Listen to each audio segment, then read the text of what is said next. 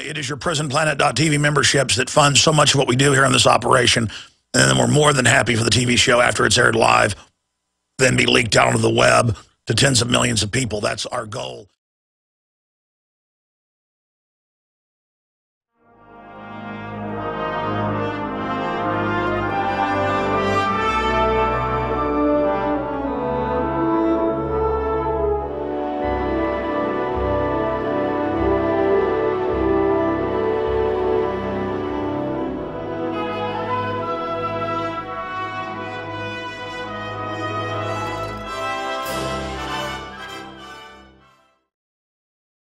Cannot fail.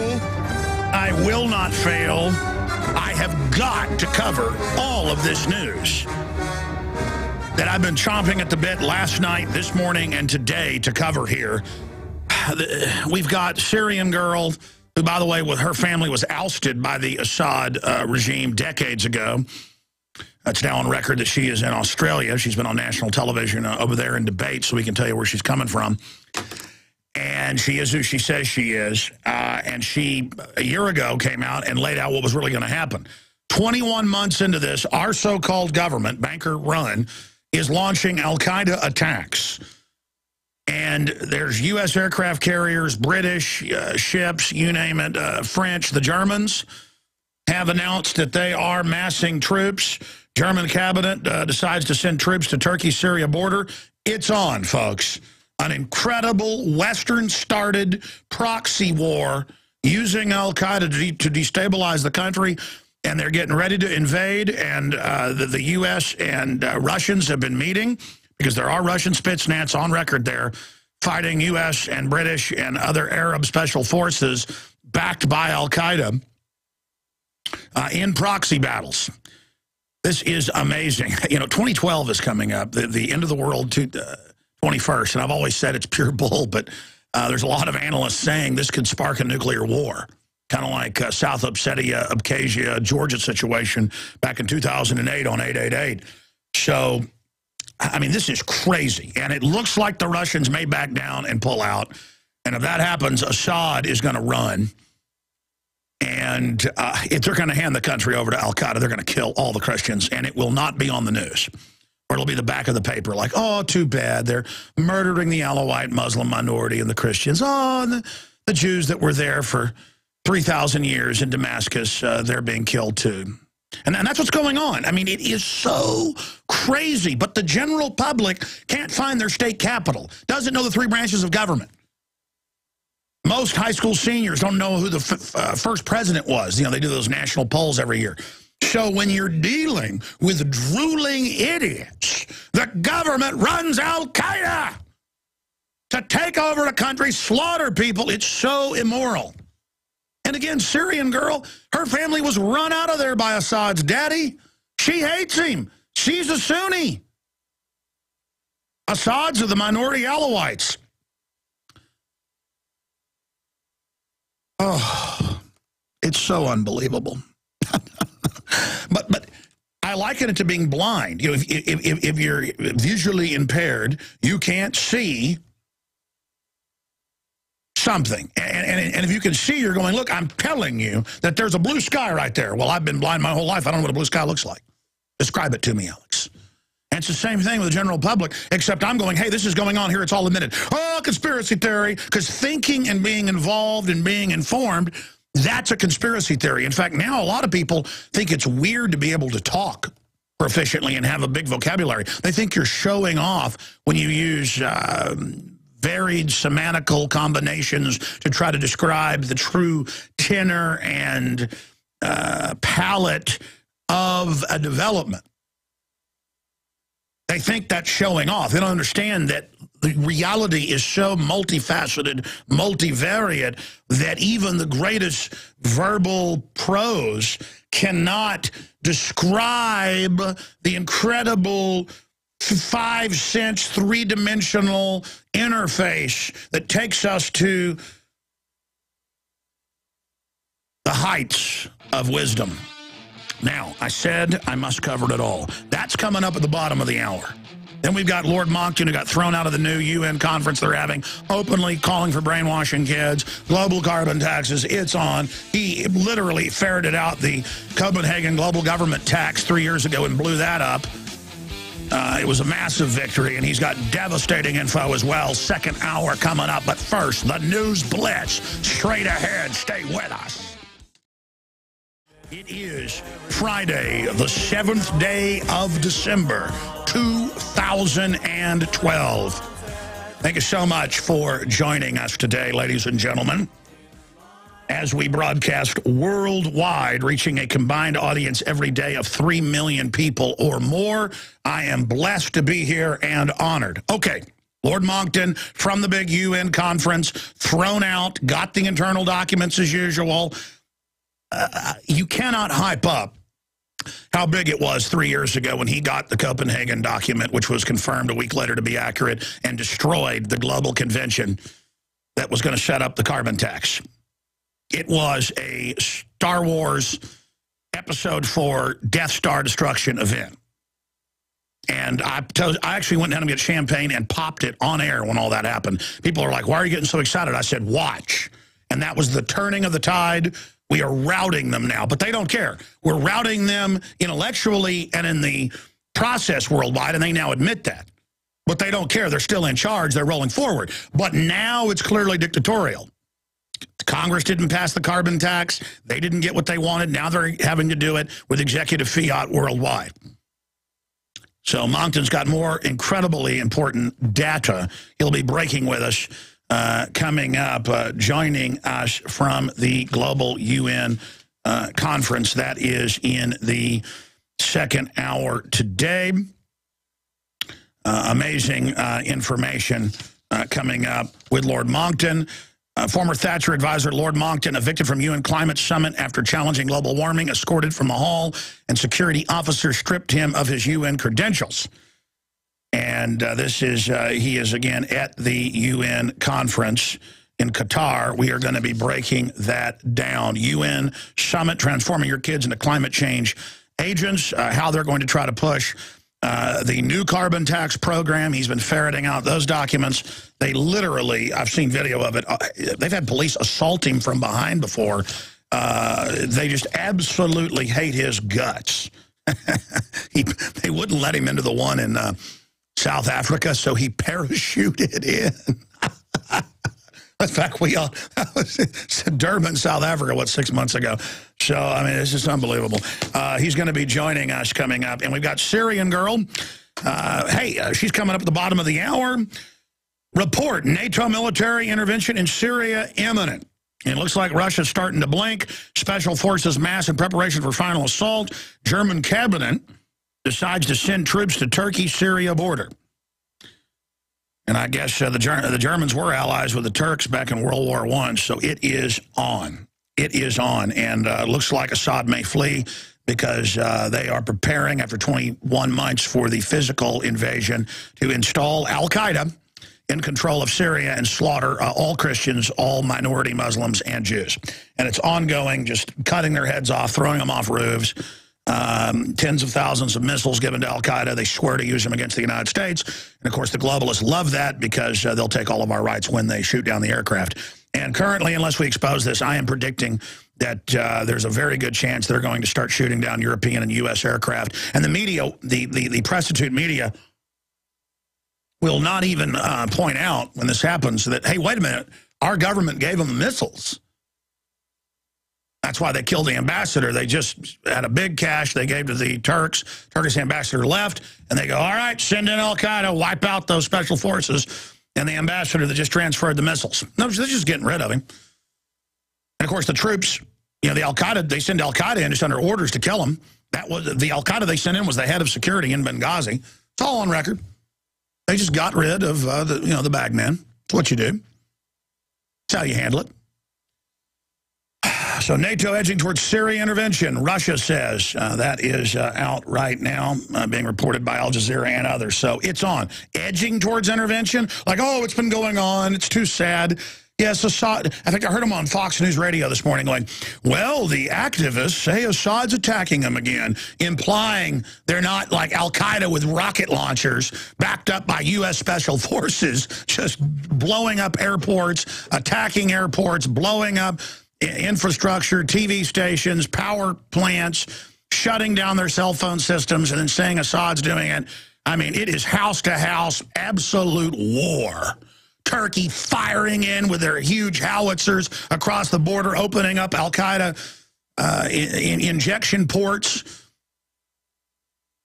Russia says NATO Patriot move is step in involvement in Syria, moving Patriot missiles in.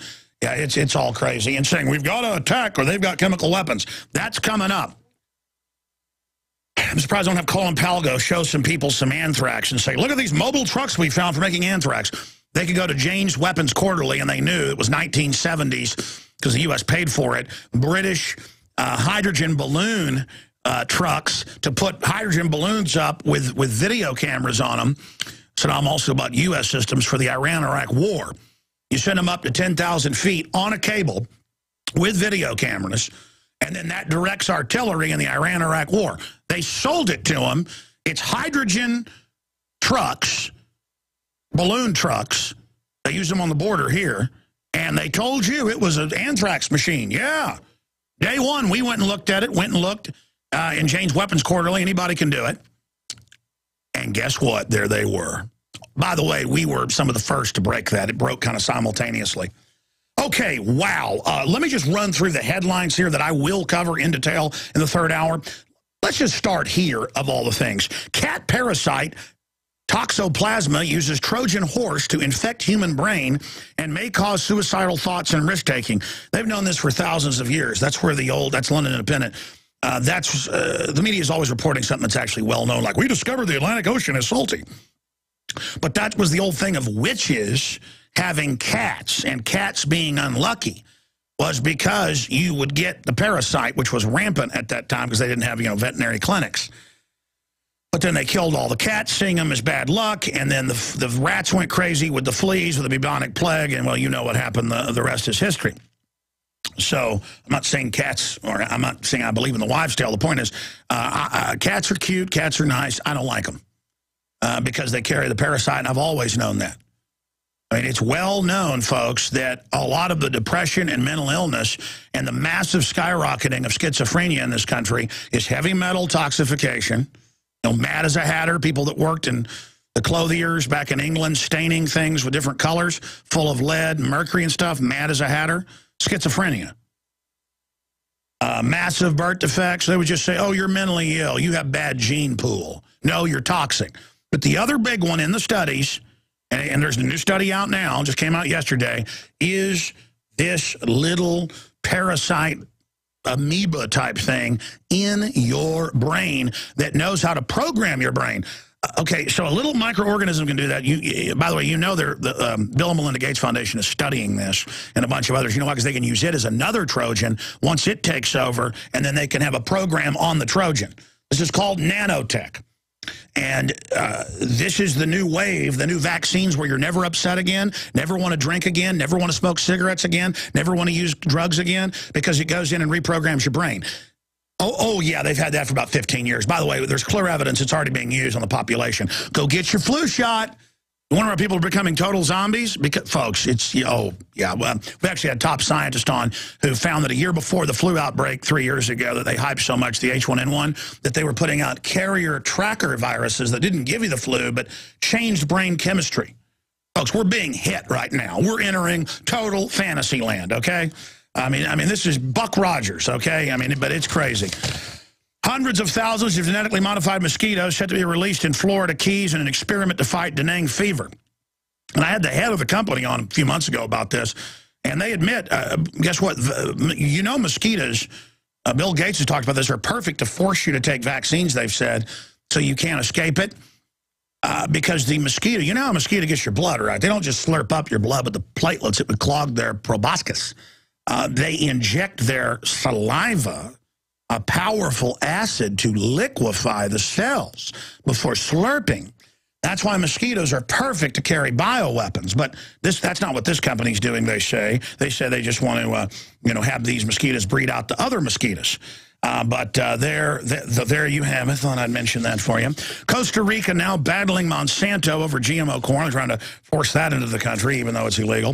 FDA quietly increases allowed radiation doses of meats for human consumption. Natural News is reporting, because the radiation level's going up from Fukushima here. The winds blow right into the U.S. from Japan. That's why they firebombed us with those balloons.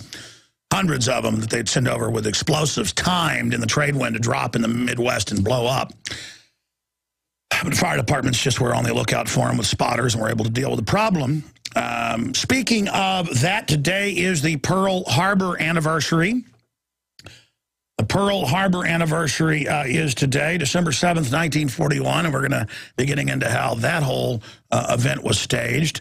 Hard to believe, ladies and gentlemen. Do you know how many years ago it was? 71 years ago.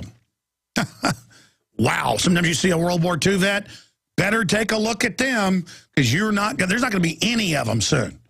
All the guys, I went on a cruise once, and it was a guy who enlisted when he was 14. It was like 5 years ago. Really interesting. He was going scuba diving, and he was 80-something years old. Just you could tell that guy, you didn't want to mess with him back when he was in his prime.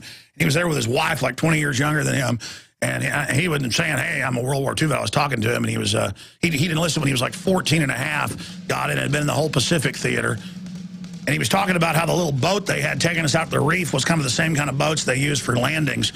Anyways, interesting. We will, but most of the vets that are still alive from World War II, they're guys that got in early. We ought to do a show on Audie Murphy sometime. All right, ladies and gentlemen, we're going to come back and tell you Republicans waved the white flag on fiscal cliff. Told you they would. I'll tell you why when we come back. You see, the Republican Party is bought and paid for by Goldman Sachs, J.P. Morgan, Bank of America, Wells Fargo, and the big global crime syndicates. The groups that publicly run the giant money laundering operations, hundreds of billions a year. Wells Fargo gets caught, nobody gets in trouble, continues it, along with Wachovia. They're the people that create the derivatives and have the government sign on to it. So they want us up at 80% taxes like France. They've said that's the model. They're all exempt offshore. They don't pay taxes or almost no taxes. And that's all on record. Even when they get government bailouts, they don't pay taxes. You pay taxes, just like Howard Dean said, and we've got that clip coming up, that, not just the rich people, everybody needs to pay more taxes. And I told you this would happen. You see, they have the Republicans come out and go, we're only for $990 billion in new taxes, not $1.6 billion, Obama, a year. And, we're only for retroactive for this tax back 1 year, not 3. Oh, they're talking about that. And they're talking about getting rid of the deduction on your mortgage. I mean, that's another $600 billion. And it's all in the Washington Post on Monday. Republicans make their fiscal cliff counteroffer, which if a Democrat was calling for it, Republicans would go jump off a cliff. Now that's, quote, the loyal opposition. Then Obama basically calls for triple that and dozens of new taxes on top of the 3.8 healthcare tax on all major investments. I mean, it goes on and on. And the general moron public, especially Obama supporters, folks, as soon as Obamacare goes in, they're going to say that the unemployment problem has been fixed because they're going to count people that get cut to 20 hours a week part-time, so they don't have to, employers don't have to pay for the Obamacare that'll bankrupt them. They'll just count people getting 2 or 3 jobs as new people getting total jobs. And it's just incredible what this is going to do to the poorest Americans, and they're so dumbed down that they actually think Obama works for them and wanted to give them some rich guy's money. The rich guys run Obama, you idiots. That's why they're rich. They're inside scammers. And they want to shut down productive middle class that actually hire people and actually go to nice restaurants and actually get their hair done and actually buy clothes and cars. They say they want to get rid of that old economy. They call that wasteful. It's a post-industrial world, you stupid, dumb, moron Obama supporters. They're going to shut the economy off. You think 50 million people on food stamps from 25 million is a problem? They say they're going to double it again. They're going to break this country. And here it is. Republicans wave the white flag. This came out last night, and they're saying, okay, we'll just go ahead and have an orderly surrender. He's hoping to lead his fractious GOP to an orderly surrender, and they may go ahead and vote to just give Obama control over the power of the purse on the debt limit, and the dictatorship is pretty much complete. I mean, wow. Because the bankers want that, folks. The bankers want to break this country and tax the middle class out of existence. Look at this. This is an economic collapse blog. Michael Schneider reported at Infowars.com. He says, show this to anyone that believes taxes are too low. And he goes down just some of the taxes: building permit taxes, capital gains taxes, cigarette taxes, court fines, dog licensing taxes, driver's license fees, federal unemployment taxes, fishing licenses, food license taxes, gasoline taxes, gift taxes, hunting taxes, inheritance taxes, inventory taxes, not to mention all the stuff passed on what you buy, IRS interest charges, IRS penalties, liquor taxes, luxury taxes, hotel taxes, you name it, travel taxes, marriage license taxes, Medicare taxes, Medicare tax surcharge, Obamacare individual mandate excise tax, Obama surtax on investment income 3.8, property taxes, recreational vehicle taxes, toll booth taxes, I should add hospital district taxes, franchise state taxes, sales taxes, self-employment taxes, school taxes, septic permit taxes, service charge taxes, Social Security taxes, state unemployment taxes, tanning taxes, telephone, federal excise taxes, topless bar taxes, I'm adding that one, telephone, federal universal service fee taxes, telephone minimum usage surcharge taxes, telephone state and local taxes, tire taxes, toll taxes, traffic fines, utility taxes, vehicle registration taxes, worker compensation taxes, computer manufacturing taxes. This doesn't even, it just goes on and on for page after page.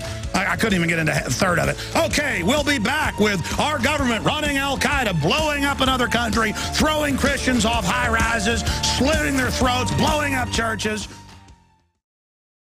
Lord Christopher Monckton, he is going to be joining us from Qatar, where he got thrown out of the UN conference with some breaking intel, coming up in the next hour today. In the third hour, we're going to have the premiere of my son on radio and TV. You've heard him a few times, but this time you'll see him if you're watching at prisonplanet.tv. He exposes terrorism 101 and how it's staged. It's pretty powerful. It's about 3 minutes long. That is coming up today. Also, David Ortiz did a report on the fact that they're talking about now having Black Friday in and around Christmas. More of this insanity, more of this con artistry. So he's got a man on the street on that. And then Joe Rogan, my old friend, the full video, I don't know, like 50 minutes long, is up at prisonplanet.tv right now. It's also up at Infowars.com and prisonplanet.com if you want to see that. Best interview I've ever done with Joe.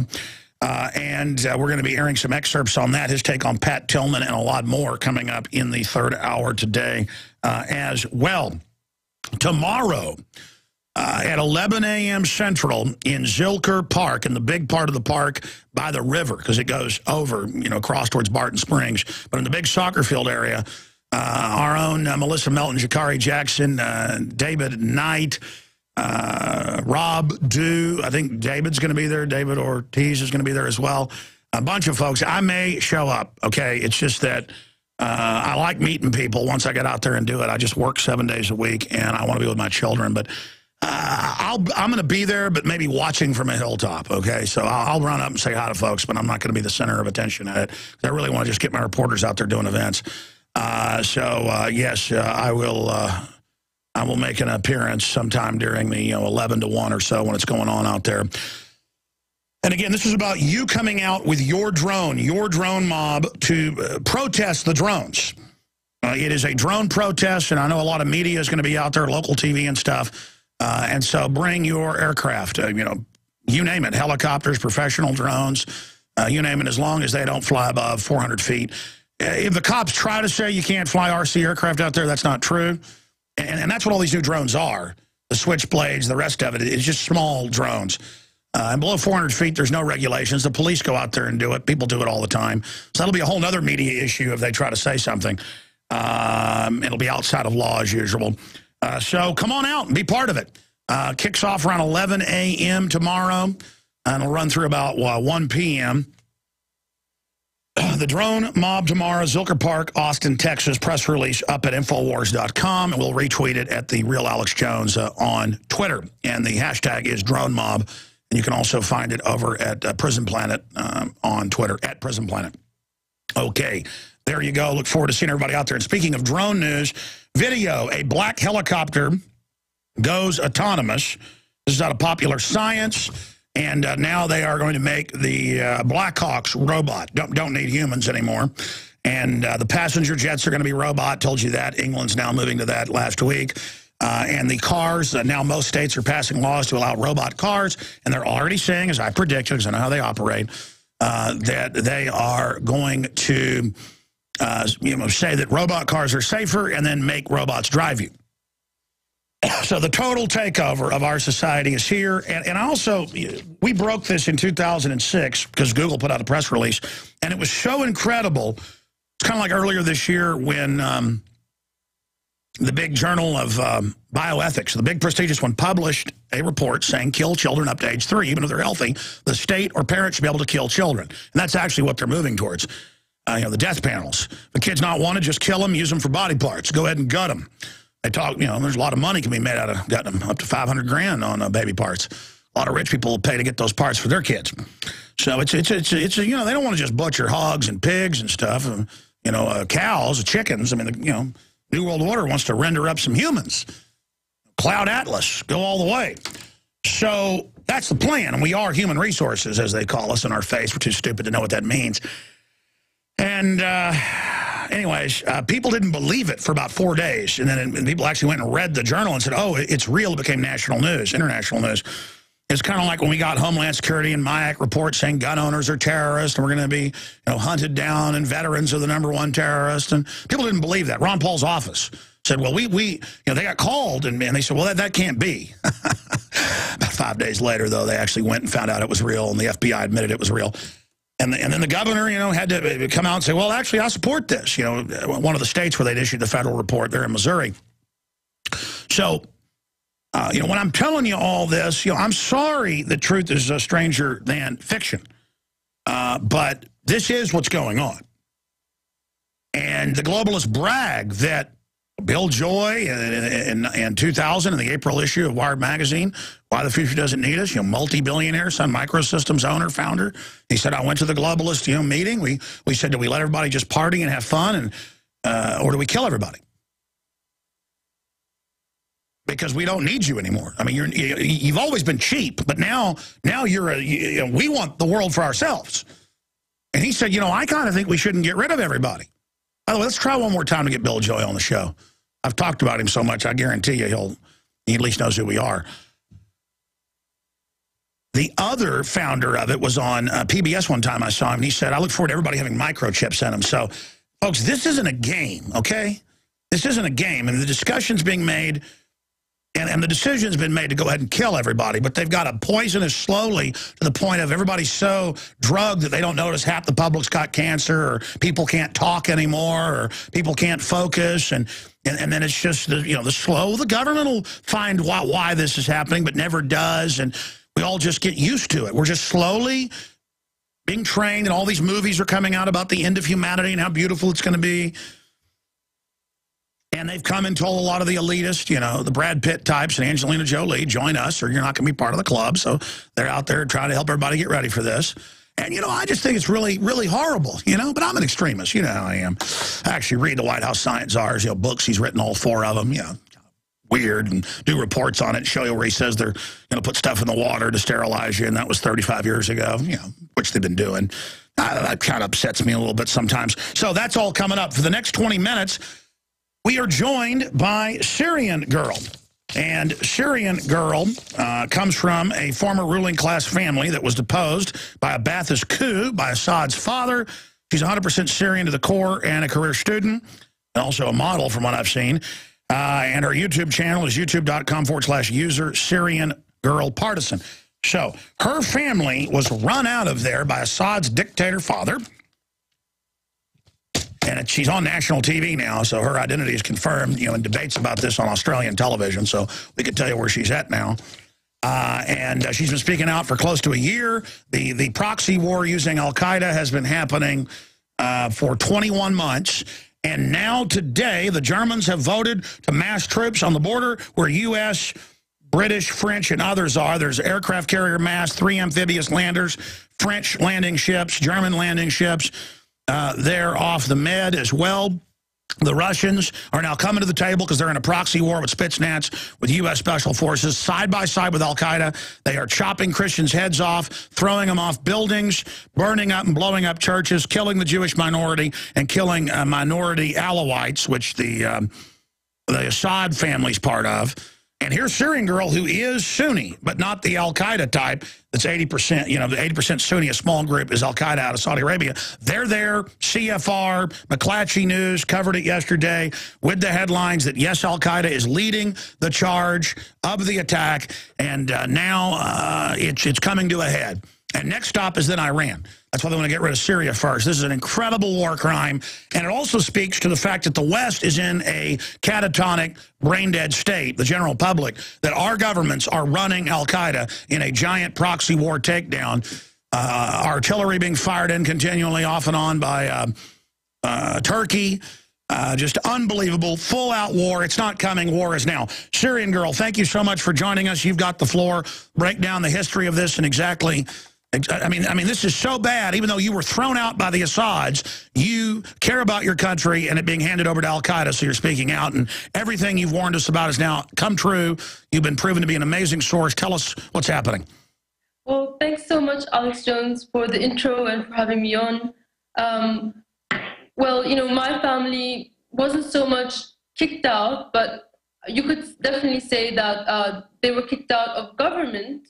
But we're not kicked out of the country, though we left, you know, because there was problems inside the country. No one can say that there wasn't any corruption in the government, and you can't say that there wasn't a dictatorship. But at the same time, you know, Syria is not as bad as they're trying to make it look like, with constant torture of children and all these tsunami of lies, as was described by the foreign minister, against the country. And I think it's obvious that NATO powers have been, for the last 2 years now, trying in their media and in their vocalization by the governments like Clinton and Obama at the UN, trying to stir up the tension inside Syria, trying to create a civil war, divide and conquer, and eventually, you know, they hope to create a Libya scenario where they depose the government there to install an extremist Wahhabist regime. The Wahhabis are this minority sect of crazies that you were talking about that have the same ideology as al-Qaeda. And, you know, as we've talked about previously, al-Qaeda is something that the US created themselves, and something that many believe, with mounds of evidence, that is something that they have always controlled, and they control now, like in Syria, and using them as proxy armies, basically, in Libya and Syria. And now even the CFR, the LA Times, McClatchy newspapers, I'm going to show some of these on screen for TV viewers. People can just type McClatchy, Al-Qaeda in, or LA Times, Al-Qaeda, or U.S., you know, running Al-Qaeda or helping Al-Qaeda in Syria. They're giving them missiles, anti-aircraft missiles, thousands of them. And al-Qaeda was in the news in McClatchy 2 days ago saying, we're going to come to America next and blow up your aircraft. And when they blow up our aircraft, the government will use this Syrian girl to take my rights because the public is in such a coma. I mean, it's so obvious they're using al-Qaeda to take over everywhere. It's just amazing.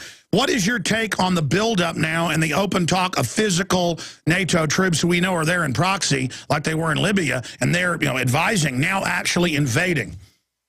Well, you know, I think with the terrorist groups in Syria, it's very funny now to see, after 2 years of their terrorist activity, the US is now, it's become so obvious that they have to come out and say, oh wait, yeah, they are a terrorist group. And this is to provide plausible deniability. And of course, they're going to probably use these groups later to maybe create another 9/11, you know, potentially the U.S. people would be sick of these wars, and then they'd have to be shown that they're being under attack, again. So I think that it's a perpetual cycle. And we can see that, they use the same technique in Afghanistan, they're using it in Syria now by funding terrorism. They're also using the same talking points that they have in Iraq by talking about chemical weapons being used by a big bad dictator. We heard all that 10 years ago. So about the build-up against Syria, I think at this point that a lot of it is just psychological warfare. You see in the media stuff about the USS Eisenhower being off the coast, but I believe that the USS Eisenhower is actually going to go home early. So I believe that a lot of what's in the media is trying to build up such a fear and hysteria inside Syria to cause defections and to make people stop fighting. But I don't think it's going to work, because people see that the army is still fighting, and when the army isn't backing down, the army is still united and strong, the people will be too. So on the ground in Syria, I think that the army is still making gains, like they did in Daraya recently, and they successfully defeated an attempt to control the Damascus airport.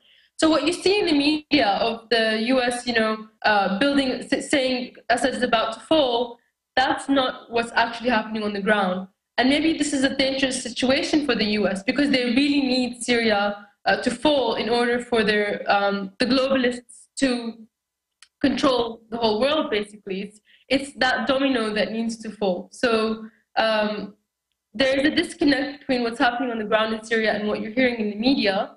I don't think we're at the point yet that they're actually going to do the physical attack. I think that it's still at this point psychological warfare. So you're saying it's more psychological warfare, as they've been doing in the past. You were on about 6 months ago, and you said that, look, they're going to try to claim that Assad's going to use his legal, lawful, which other governments have, chemical weapons, never invaded, never attacked anybody, never used them, and that they would have Al-Qaeda maybe launch them at Turkey or somebody. And then we already know they caught U.S.-made mortars being fired by Al-Qaeda on the border into Turkey, so Turkey could then blast out hundreds of square miles of areas with howitzers to insert more troops in. Now German troops are massing to invade. Unbelievable. And now Obama warns Syria about using chemical weapons, threatens consequences, and then magically some chemical weapons get used, and oh, we've got to invade now. Same WMD garbage over and over again. Absolutely, and they don't even need to launch chemical weapons at Turkey. They can just let the insurgents or terrorists inside Syria use the chemical weapons themselves. And actually there was a video that came out of supposedly of these FSA terrorists mixing chemicals, mixing a gas and killing some rabbits. They filmed themselves, and they said next it will be the Alawites that are going to be gassed like this. So the chemicals that they were used were from Turkey, and we know that Turkey's been smuggling arms into Syria. So it's absolutely, there's a potential to for them to just carry out a chemical weapons attack and use that as a pretext for intervention. They're looking for a way in always. They're setting up all of the they're setting things up to attack. Basically. And the prostitute media in the back of the paper admits our government's running Al-Qaeda, but there's no news about the massacres, the killings, all of it. It's just, oh, there's some peaceful protesters over there. Yeah, the rebels too, who are getting attacked by a big bad man. It's somewhere over there, and I mean, it's amazing that this is going on. Absolutely right, and I've heard such terrible stories about people being stopped at the side of the road and being basically beheaded or shot based on their sect. So it's happening all over the place. Well, there's videos of it. They take Christians and Alawites and others up and chop their heads off, throw them off buildings, blow up churches. And, I mean, our government's running the whole thing, very proud of it. And you've got Angelina Jolie there saying invade, invade, attack, attack. Kill, kill, kill, it's loving. And everybody says, hey, she's liberal, it's loving. Brad Pitt, man, he's a cool guy. Totally sick. Stay there. We're going to come back and talk about it with Syrian Girl. Unbelievable. I'm Alex Jones, Infowars.com. All right, we've got Syrian Girl for 2 more segments, and Lord Monckton's joining us. Before we go back to her, don't forget, you can get a 12-month subscription to the new glossy, covered magazine, InfoWars magazine. Great to wake people up. Great tool to give gift subscriptions, or get it for yourself and then hand it off to others after you've read it at InfoWarsStore.com. We also have all the great films and documentaries, the best information out there, period. The new Joel Skousen film that we produced, Strategic Relocation to Protect You and Yourself and Your Family. And we also have the ProPure water filtration, the best system out there from our research. It's what I use, stainless steel gravity-fed filters with the fluoride filters and everything available, with 15% off with the code WATER15. No one has it at this price. We already have it at the lowest price before the special. WATER15 at InfoWarsStore.com. And also another great Christmas gift. You can get $5.95 a month membership at prisonplanet.tv to see the daily radio show, the nightly news, all my films, and so much more. Really, it's a great site. We're launching a new design of it, even better, next week. You can subscribe, and it used to be 5 people could use the same username passcode. Now it's 10. So 10 memberships for the price of 1. That's 59 cents a month per person. Okay, going back to Syrian Girl. Look, this is... They're only getting away with this because the public doesn't know what planet they're on in the West. Total decadence. It is, but the governing class, it shows how really evil they are to go in and engage in religious and ethnic cleansing using al-Qaeda and Saudi Arabian jihadis, blowing up the churches, all of it. So where do you see this proxy war going if it's gone to stalemate? And what do you make of the Patriot missiles being rolled in and the rest of it, Syrian Girl? Well, I think the Patriot missiles is a step to create that no-fly zone, buffer zone that they keep talking about. Obviously, because their proxy insurgent army isn't getting the results that they hope for after 2 years. They need to protect them from air assault, and the Patriot missiles is a step to that. But on the other hand, the more that the U.S. arms their side, because it's like a proxy war, as you say, Russia's going to arm the other side, and this is unverified reports, but in Lebanese media, the magazine Mayadeen reported that Russia has given Syria Iskander missiles in response to the Patriot missiles. So again, it's like steps towards a third world war. I know that in the media, Russia, you can't really read which way it's going, but I think that it's very plausible that Syria now has Iskander missiles in its wares, because where else would the reports come from? I think that it's a very dangerous situation for the world to be in, for everybody who's concerned, because Syria isn't Libya, as people say. Syria does have the potential to really cause damage to its enemies. And I think in some ways, NATO and the powers that be know that, and they're afraid of that. How long can, from your well-researched view and talking to your family who's been in government there, how long can Syria hold out against the al-Qaeda brigades and U.S. Special Forces? Well, if things stay as they are now, it can hold out maybe indefinitely, and that's also sad to say, because the destruction of Syria is just going to be ongoing. But at the end, if things are as they are now, Syria will emerge victorious. That's why they need to change the rules of the game. That's why they need to inject a no-fly zone and talk about maybe troops being in or launching some kind of offensive on Syria, because as it is now, they're losing. Well, by the way, I agree. And when you get even mainstream news going, why are we backing al-Qaeda?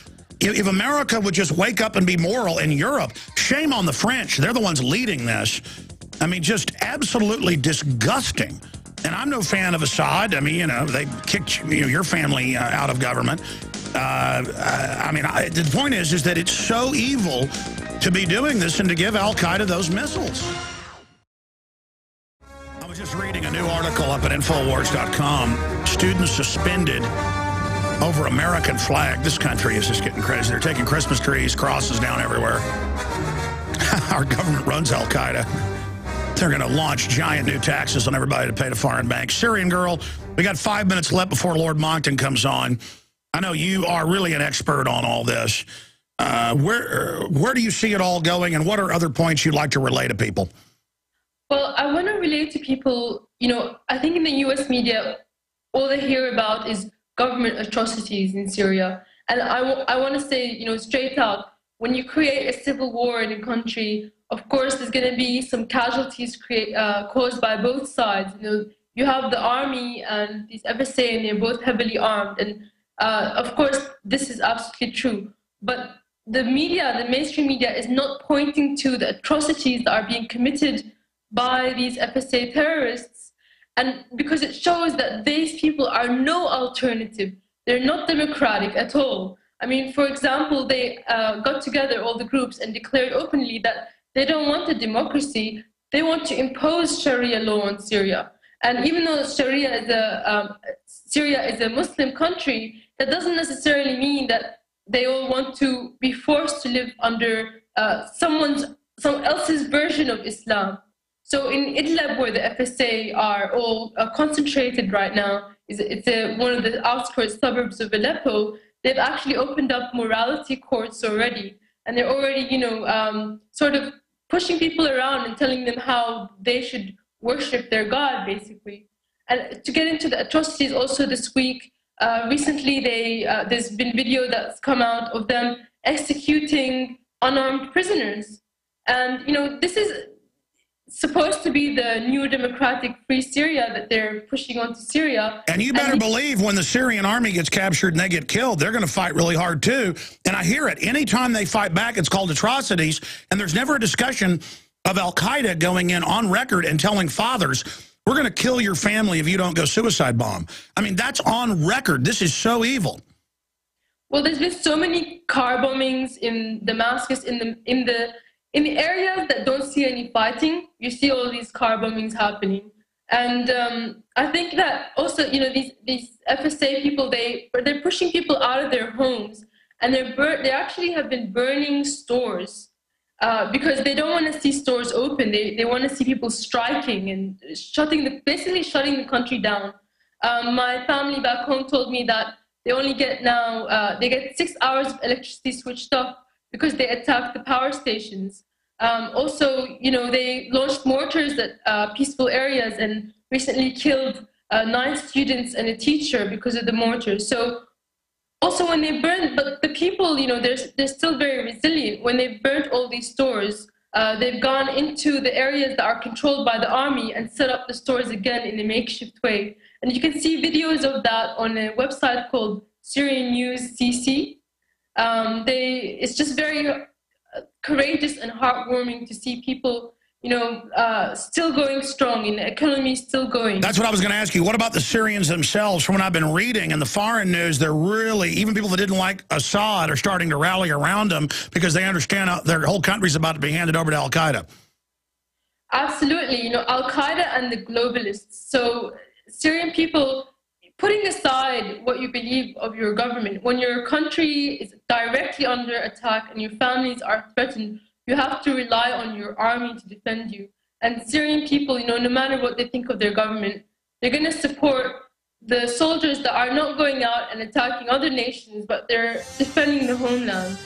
So, yeah, the Syrians are fighting hard against special forces of at least 10 nations backing Al-Qaeda brigades. It is unbelievable. And our troops are standing by. The CIA is there advising them, burning churches. No one's ever kicked the Christian church in 2,000 years out of Syria, but the U.S. government is under New World Order control. Pure evil. Syrian Girl, we will talk to you soon. Thank you so much for joining us.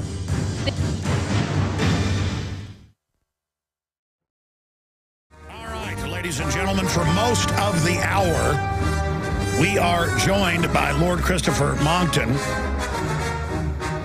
who is, out of all the great people out there fighting the globalist collectivist, using the environmental movement to take control of the industrial world and destroy it so they can consolidate power, he is the tip of the spear. It was 3 years ago with the Copenhagen event that he was able to get the secret document that they plan to double the taxes on the third world, or right at double what they'd be on the West. and that it was a total collectivist takeover to give 100 trillion, basically, as the London Guardian reported. Also, the London Telegraph reported 100 trillion in global taxes over the next decade. Now, Congress then shot down Obama's carbon taxes. He's still going ahead by executive fiat, but that makes them lose the moral high ground. And here's at climatedepot.com a report on this. Thatcher advisor Lord Monckton evicted from UN climate summit after challenging global warming, escorted from the hall, and security officers stripped him of his UN credentials. Monckton of the UN. In the 16 years we have been coming to these conferences, there has been no global warming. Calls to deport Monckton from UN conference in Qatar. And he always, the reason they hate him is there's good people in all major governments, and they know that massive carbon taxes on African, Latin American, Asian, European, Russian, Chinese governments are designed to be selectively enforced and just shut down society. It's a eugenics-based weapon system. And Monckton's an expert on that. You can break it down on his website, scienceandpublicpolicy.org. And so he always gets the documents. And I know he's gotten some information now that he's going to be able to reveal to us as well. But first, he's been assaulted on video from behind for no reason by a police officer. He's been thrown out in Durban, South Africa. He had to parachute in. And people on radio think I'm joking about that. Guys, you go find just Lord Monckton parachutes into Climate Summit. But I'll play some of that if you're watching us at InfoWarsNews.com. But the point is also New American, William F. Jasper's reporting on it. UN summit transforming your kids into, quote, climate change agents, as Al Gore has called for previously. So they're there calling for all this right now, also calling to restrict your internet.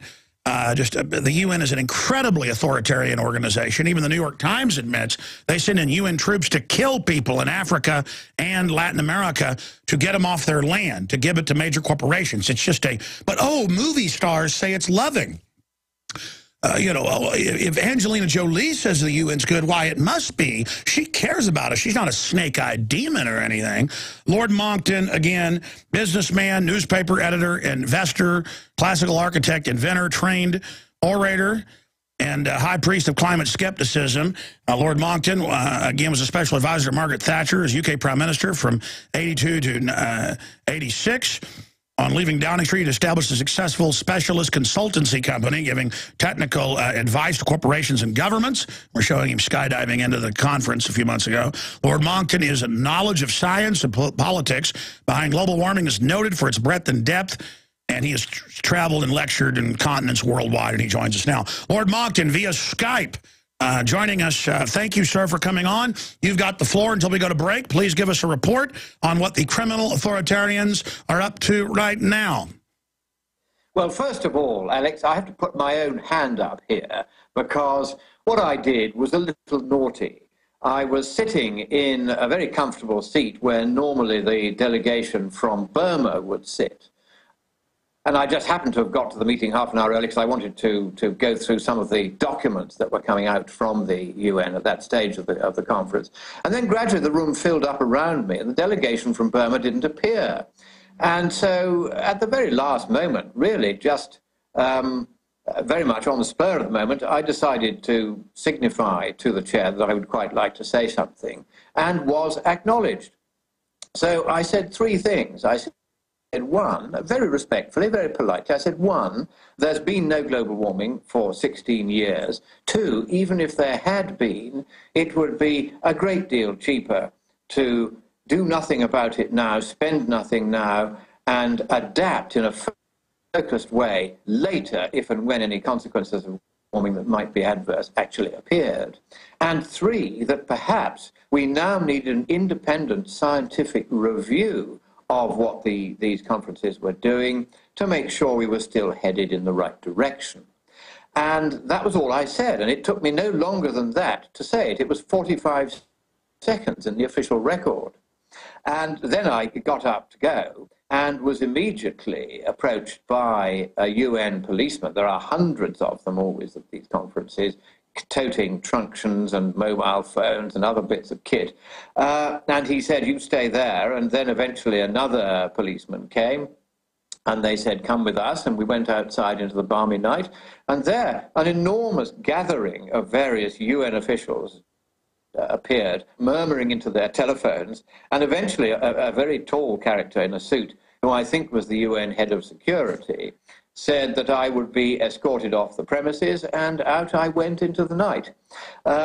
So it's a storm in a teacup, frankly, and I did, I've got to admit, Alex, behave just a little bit improperly. But on the other hand, the three things I said in that 45 seconds when I had the floor would not have been heard by any of the delegates otherwise. And all three of them are sensible points. There hasn't been any global warming for 16 years on any measure. And the attempts to deny this on the part of the conference and several previous conferences really are becoming painfully embarrassing. Likewise, it is now becoming apparent that it really is many times more expensive to try to stop global warming than simply to let it happen and adapt to it, as the human race is very good at doing. And certainly now there is a case, given this long period without warming, and that we now begin to know more about the huge cost of trying to get relatively small changes in the amount of CO2 that's emitted to the atmosphere, it is time that there was a proper independent scientific review, not done by the UN's climate panel, but by a completely different group. All right, let me just interject here, Lord Monckton, a question, because this is important, obviously.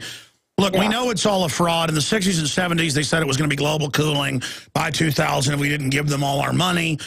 They're always, scripting it where they're the planet savior and you kill yourself, basically, or be their slave and worship them for it, and then they'll take good care of you. They know it's all a fraud. What is the new evil coming out of this conference? Because Obama says he's going to try to ram through carbon taxes without Congress. I know that's happening. I don't think you get very far with that, frankly, because unless Congress votes for carbon taxes, that is something that the EPA really can't get away with on its own. If it tried, it really would risk what I think it's beginning to risk anyway, which is outright abolition the next time Republicans take the presidency. It has become a monster now, and the best thing for the environment, apart from anything else, would be, and certainly for freedom, would be to sweep it away altogether, abolish it, and reallocate the enormous buildings. So what are they up to there? You're there. You always have breaking intel at these. What's the new? First thing is they have agreed to carry on with the Kyoto Protocol, which actually expires on December the 31st. And they're going to enter into what is called a second commitment period, where various nations make promises about how much they will cut CO2 emissions, promises that they will not, in fact, keep. On the longer term, cooperative action, as is the code word for gradual introduction of, if you like, worldwide slavery and overtaxation to line the UN's pockets, there is less agreement, and they're still wrestling with that. But the Kyoto Protocol, they've managed to kind of revive the corpse a little bit. It's a bit of a zombie, but they have done that. So there is still going to be more spending on this. But what is notable is that the tone of desperation is now growing. I mean, they do now know, if only because I told them, that there's been no global warming for 16 years. And some of them, the brighter ones, will go back and check that with their scientists. And their scientists, like ours, will try to lie about it. But in the end, the truth is there hasn't been any global warming for 16 years. And that's a long time, given the enormous extra amounts of CO2 that are going into the atmosphere. The other breaking news is that China is now growing its CO2 emissions so fast that at the current rates of growth, you could close the West down altogether. And the pre-existing rates of annual increase in the CO2 content of the atmosphere would simply continue. The West is now actually irrelevant to all this, even if there were a scientific problem, because of China, India, Indonesia, Russia, South Africa, Brazil, and other developing countries, all of whom are rapidly increasing their consumption of fossil fuels in order to make their people prosperous by giving them fossil fuel electricity, the cheapest way to make them prosperous, and therefore the cheapest way to make sure that eventually those populations stabilize. And that actually is a great benefit to the environment, provided we let these poorer countries grow. And so far there is nothing, no suggestion in these conferences that the developing countries should be stopped from growing. But you've only got to start doing the numbers to realize that China, several years ago now, overtook the United States as the world's biggest emitter. It now is coming very close to emitting about a third of all the CO2 in the world. And this is growing and growing all the time. India is beginning to grow, of course, Indonesia as well, Brazil likewise. These are huge countries with enormous populations. And between them, they account for getting on to half the world's population. And if they are not in any way bound to reduce their emissions, and effectively they're not under anything that's gone on here, it really doesn't matter what we do. So insanity is piled upon insanity, piled upon insanity. First of all, we don't have a problem. Secondly, therefore, we don't have any warming for 16 years. These conferences have only been going on for 18 years. But now they're shifting over to endangered species.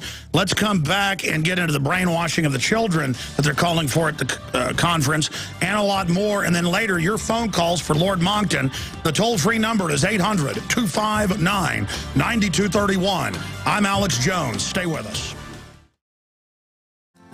Lord Monckton joins us here on the broadcast, talk about what the UN's doing. Folks, you have to understand that, yes, politically, they even admit it now, since the Climate Gate stuff came out, since the plan to shut down the third world came out, the death sentence, that politically people are turning against them. But they're in charge. They don't care. So how do we deal with this paradox, Lord Monckton? I want to get more into what's happening at that conference. I'm reading there's calls to deport you out of the country now. I want to find out first if there's any truth to that.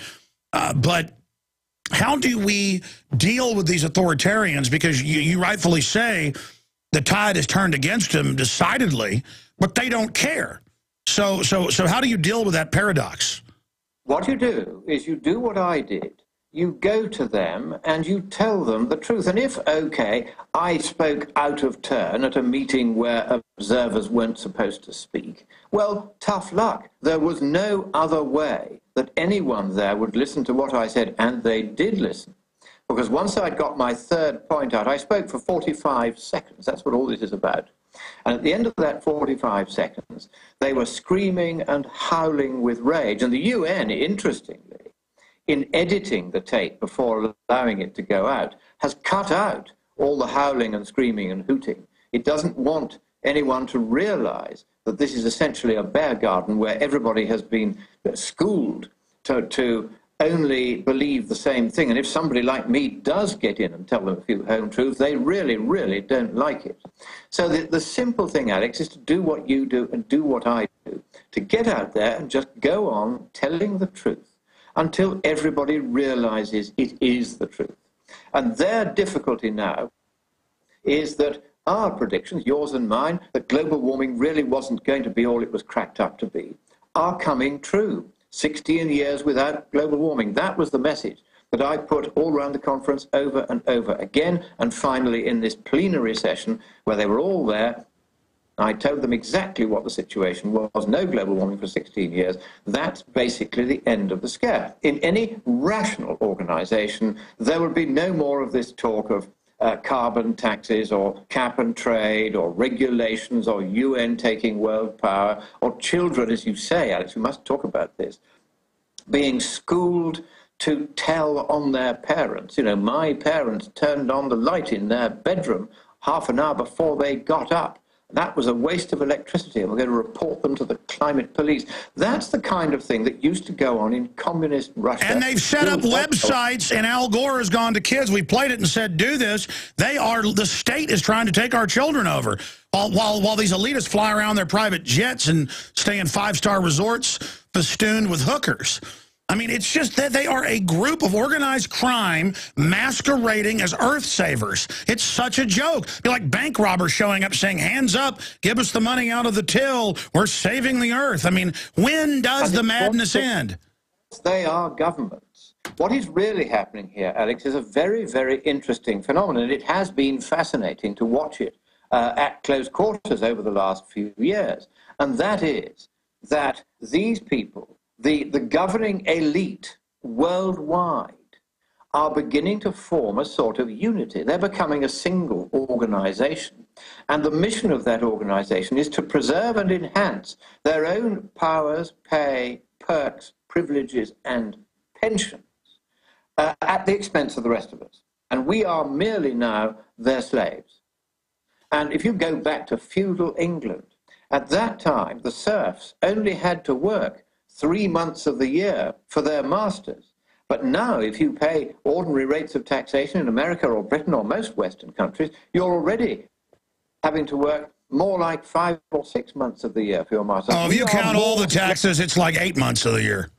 That's right. And we're more slaves now than we ever would have been under the feudal system. This is how far it's gone. And now they're saying they want more. Did you hear the head of the Democratic Party, Howard Dean, come out and say that the poor need to pay more too? Well, that's the thing, and that's a very interesting admission. After all of them teasing Romney for wanting to spare the rich from taxation, now the real truth comes out, which is that you can allow the rich to pay no tax at all, and it wouldn't make any difference to the country's revenues because there are too few rich people to matter. What matters is the vast majority of the population, your average Joe taxpayer. That's where the state gets nearly all of its money from, and those are the people that have to pay more in order to balance the budget after these predators and raiders, all of whom gather here at these conferences. Wherever there's a grass skirt, they'll be there, in order to find new and exotic ways of telling us how we've got to and they exempt themselves in most of these countries from the taxes. Stay there, Lord Monckton. Don't mean to cut you off, but the music cuts off your Skype there. We're going to come right back with Lord Monckton to get more into this and have him finish his point that got cut off there. Did you know the EU bureaucrats don't pay taxes? Because they make the rules. Man, these people are incredible. Thousands and thousands of them are paid more than the British Prime Minister. We'll be right back. Stay with us. Monday through Friday, 12 noon to 3 p.m. Eastern. We are blasting out on XM 166, over 140 AM and FM affiliates, global shortwave world service, WWCR, 100,000 watts, and audio streams, video streams at prisonplanet.tv and Infowars.com. Why is the website called prisonplanet.tv or prisonplanet.com? Because the globalists, in their own words, say they're constructing a prison planet of, for, and by authoritarians. Our Constitution and Bill of Rights is of, for, and by the people, based on the Magna Carta that Lord Monckton was foreshadowing earlier. You know, people don't know that in England, the Parliament first voted to not have war with the colonies. Then the king had to go in there and convince them they had to do it. But the ideas that we saw spring here in 1776 actually came out of a 500-year fight in England that had been happening for the rights of man. And here we are today. If you have any education, any understanding of authoritarianism, this is what we're facing. Before we go back to Lord Monckton, and your phone calls, I want to show you some articles here. Now, I talked about this 6 years ago. Paul Watson wrote an article about its linked in it. Verizon follows Google in turning phones and TVs into wiretaps. InfoWars first broke story of invasive spying 6 years ago. It's already going on. Here is the Daily Mail. The TV box that can detect when you're cuddling on the sofa and show you an advert for condoms. System uses motion sensors, microphones, and thermal imaging. This is going in all the new cars, all the new video game consoles, Kinect, Microsoft, all of it. Cameras to view viewers, described by Campaign as a privacy nightmare. And, you know, Google won't even let you turn it off. You know, when I first reported on this almost 7 years ago, people didn't believe it. People didn't believe it. Even though we had a link to Google and a press release to shareholders. Now, they admit, but you know, the NSA admits, and the Brits are doing this too, Europe's doing it, they say, well, it's okay that your computer and your cell phone listens to you even when it's off. That's by global regulations. It's installed on all of them. Told you about that in '96 when it first started, the Telecommunications Act. Ladies and gentlemen, the magnitude of this is just off the charts.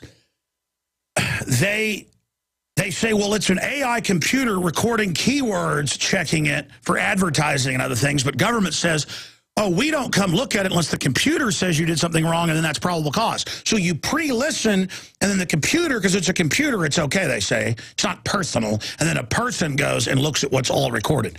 And the former top NSA officials have been coming out, as you know, in the last 2 weeks saying everything's recorded, everything's listened to. Well, I knew that in the Telecommunications Act. Same thing in Europe. In the mid-'90s, they put this in with all the manufacturers and the regulations. It have all this. That's how we knew. Lord Monckton, I want to get back into the UN and where it's going and take calls. You were getting into brainwashing kids, but they are building this panopticon spy system that makes Orwell's nightmare look like Valhalla, you know, a heavenly plane. And here we are. It's all racing ahead, and it's all engineered by the military-industrial complex that Eisenhower warned us about. Where does it end? How does it end? I mean, you read the British Ministry of Defense report in 2007, you know, saying what the world will be like in the next 10 years. And it describes a world with the resources cut off, a post-industrial system, re-education centers. Same thing with our Army prospectuses. I mean, the elite, they don't tell the Army the whole story. When you know what the policy planners are doing, you understand why they're telling the Army, get ready for this, as if it's just going to happen on its own. Why are these, because you know these people better than anybody. You've worked in the highest levels of government. You've been around these globalists constantly. What is the sycophantic desire for hellish tyranny? What is it in these people?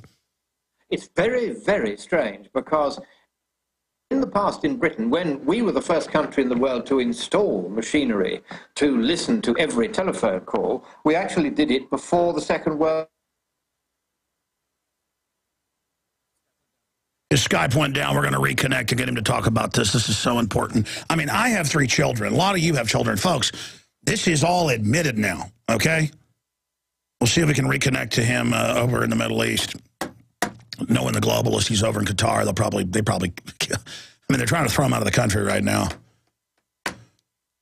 We'll get him back on. The person whom you're trying to reach. All right. He probably doesn't know he's disconnected. He's probably still talking. Just keep reconnecting or send him a Skype message. I mean, there's got to be a way out of this. I mean, and I know what it is. I see these full-grown men who don't talk to each other, act real, you know, most men, especially if they're mid-level executives or whatever, you know, think they're rich or whatever because they make $200 grand a year, they act real quiet, they're real serious. It's all about their aura of how powerful they are. And, you know, acting cool and acting strong, and they don't have lives. They do their business. They go play golf. They go watch a football game, and you're not real people. You're just programmed by the culture, and you think you're going to get ahead by not being involved. You should be charging around the world if you have the money, fighting the globalists like Lord Monckton. And I mean, this is serious, people. They are shutting down our society. And they're our enemies. We have to take this serious. Lord Monckton, you got cut off when you were talking about Britain was the first place to put in the total surveillance grid that the NSA system is based off of. Please continue, sir. We did this before the Second World War. Every telephone call was then listened to individually. That's how we were able to round up every single German agent in the UK, bar one. And the story of that one is a very interesting one that I'll tell you one day. It hasn't come out in the official histories yet. But thereafter, we were the first to develop these computers that could listen to every telephone call, look for keywords, alert operators, listen to this one, listen to that one, so that there could be complete surveillance. And interestingly, in those days, in the 1960s and 70s, it was the left who were saying this was outrageous, it shouldn't happen, this was the world being taken over by the military-industrial complex, exactly as you say Eisenhower warned about in his farewell speech as president. And yet now it's the left that are arguing for these things, and the right that are saying this has all gone too far. There's been an astonishing turnaround in political outlook. But of course the left are always more numerous in government because the left are believers in regulating and controlling and spying on everybody else. They always have been. That's what 1984 by George Orwell was all about. Your television screen watching you. Big Brother is watching you. He was the first to see that this is exactly what would come. And here we are already with every computer, such as mine, with a little camera eye looking out at you. What I do, Alex, and this confuse them, is you just stick a little piece of tape over that when you're not actually using the camera, and they can't see through that. So there are... Oh, that's what I do. Listen, 15 years ago, I'd have family at the house and have the webcam covered or the camera on the screen covered, and they'd say, well, you're crazy. Why are you doing that? Or other people. It's because I was reading the patents. I knew they were... I've talked to people who 25 years ago had government programs hiding microphones in TVs being sent out to the public. This has been going on for so long, and now they're building giant spy bases everywhere, and they're admitting that they're spying on patriots, people that don't want a Soviet model. What is really happening is that you've got the governing class worldwide ganging up on the ordinary people worldwide. This is a completely new phenomenon. The idea of governments trying to keep an eye on what their people are doing is not new. What is new is that this is totalitarian in every sense. It's the entire governing class trying to make sure that people like you and me are shut down and excluded. I mean, the sheer anger when I spoke for 45 seconds and told those UN delegates 3 things they wouldn't have heard from anybody else. They didn't believe them because they'd never heard them before. They were furious because just for once, one had got through the cordon of cotton wool that surrounds them, and they were made to listen whether they liked it or not. I didn't shout. I wasn't rude. I quietly said what I wanted to say and then stopped. It only took 45 seconds out of their session. And what do? They banned me from the conference. If I had said the opposite, they wouldn't even... And what about these reports they may try to throw you out of the country? Well, they can try, but they're not going to get very far with that, frankly. So all of that sort of thing, you know, the UN has a nice little deal with each country it goes to, that if the UN withdraws the credentials, and it's the kind of country where your visa is dependent upon having the credentials, then they think they can get away with saying, well, you know, if you're here beyond midnight, then you'll be arrested by the country that's the host country and you'll go to jail because you're an illegal immigrant. This is the kind of thing they do try on. But here I am, still in the Gulf. It didn't work. And I don't get worried by that sort of thing because I can play the bureaucratic game, frankly, better than they can. So that sort of thing just doesn't work. But certainly they are incandescent with fury, not because I spoke for 45 seconds and pretended to be the Republic of Burma. No, because that was perfectly harmless and it was only 45 seconds. What annoyed them was what I said and who I said it to. And just to add something here before we go to calls. These were national negotiating delegates. These were the people right at the top of the tree on this whole climate scam. And for the first time, they were told what nobody had told them before. No global warming for 16 years. It can't be said often enough. All right, I want to go to some phone calls here, but getting back to the total spying, government tries to make everything it does secret and then exempt itself from what it does to us. But the answer to bring these people down is expose them. Everyone get active. Everyone go confront people. Everybody go speak at city council. Everybody go testify at legislative hearings. Any citizen that wants to can get into these. These are on the record. Fire the truth at them at every angle. And as things get worse and worse under their system, everyone's going to know it's them. All we've got to do is call them out thousands of times, never stopping our irresistible force, and we will politically rip their arms out of their sockets. Folks, if you've ever been in a fight and you know you're going to win it, when you just click into that mode of, I'm going to win this. And folks, you've got to decide we're going to beat these people.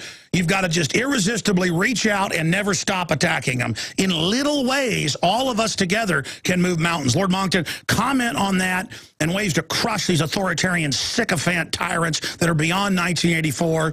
And then I want to go to some phone calls. One little trick you can do, and this is the first thing, always use an old mobile phone. They don't have all this fancy new technology built in because they were before the laws were passed. So there are various ways you can kind of get partly or even completely off the net where they can see what you're doing. Funnily enough, I first came across this years ago when I wrote, quite by accident, a piece for a column I used to write for the Evening Standard, saying that I'd come across some people in the remotest Yorkshire Dales in the middle of the countryside who had been to see their parish priest to get some financial advice.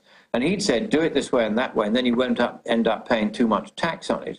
And they said, oh, no, that doesn't make any difference to us. He said, oh, yes, it does. You know, you have to do it this way rather than that way. He said, no, it doesn't make any difference to us. You see, we haven't joined.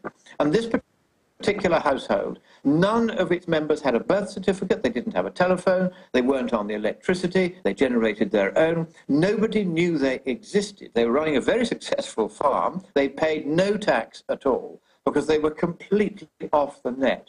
And when I wrote about this, because I was quite intrigued that such a thing was even possible this end of the 21st century, the Treasury, the UK Treasury, was absolutely furious with me for writing this because they said it would give other people ideas. So you do have, particularly in a country as wide as the United States with lots of open spaces, the ability simply to drop off the net and disappear.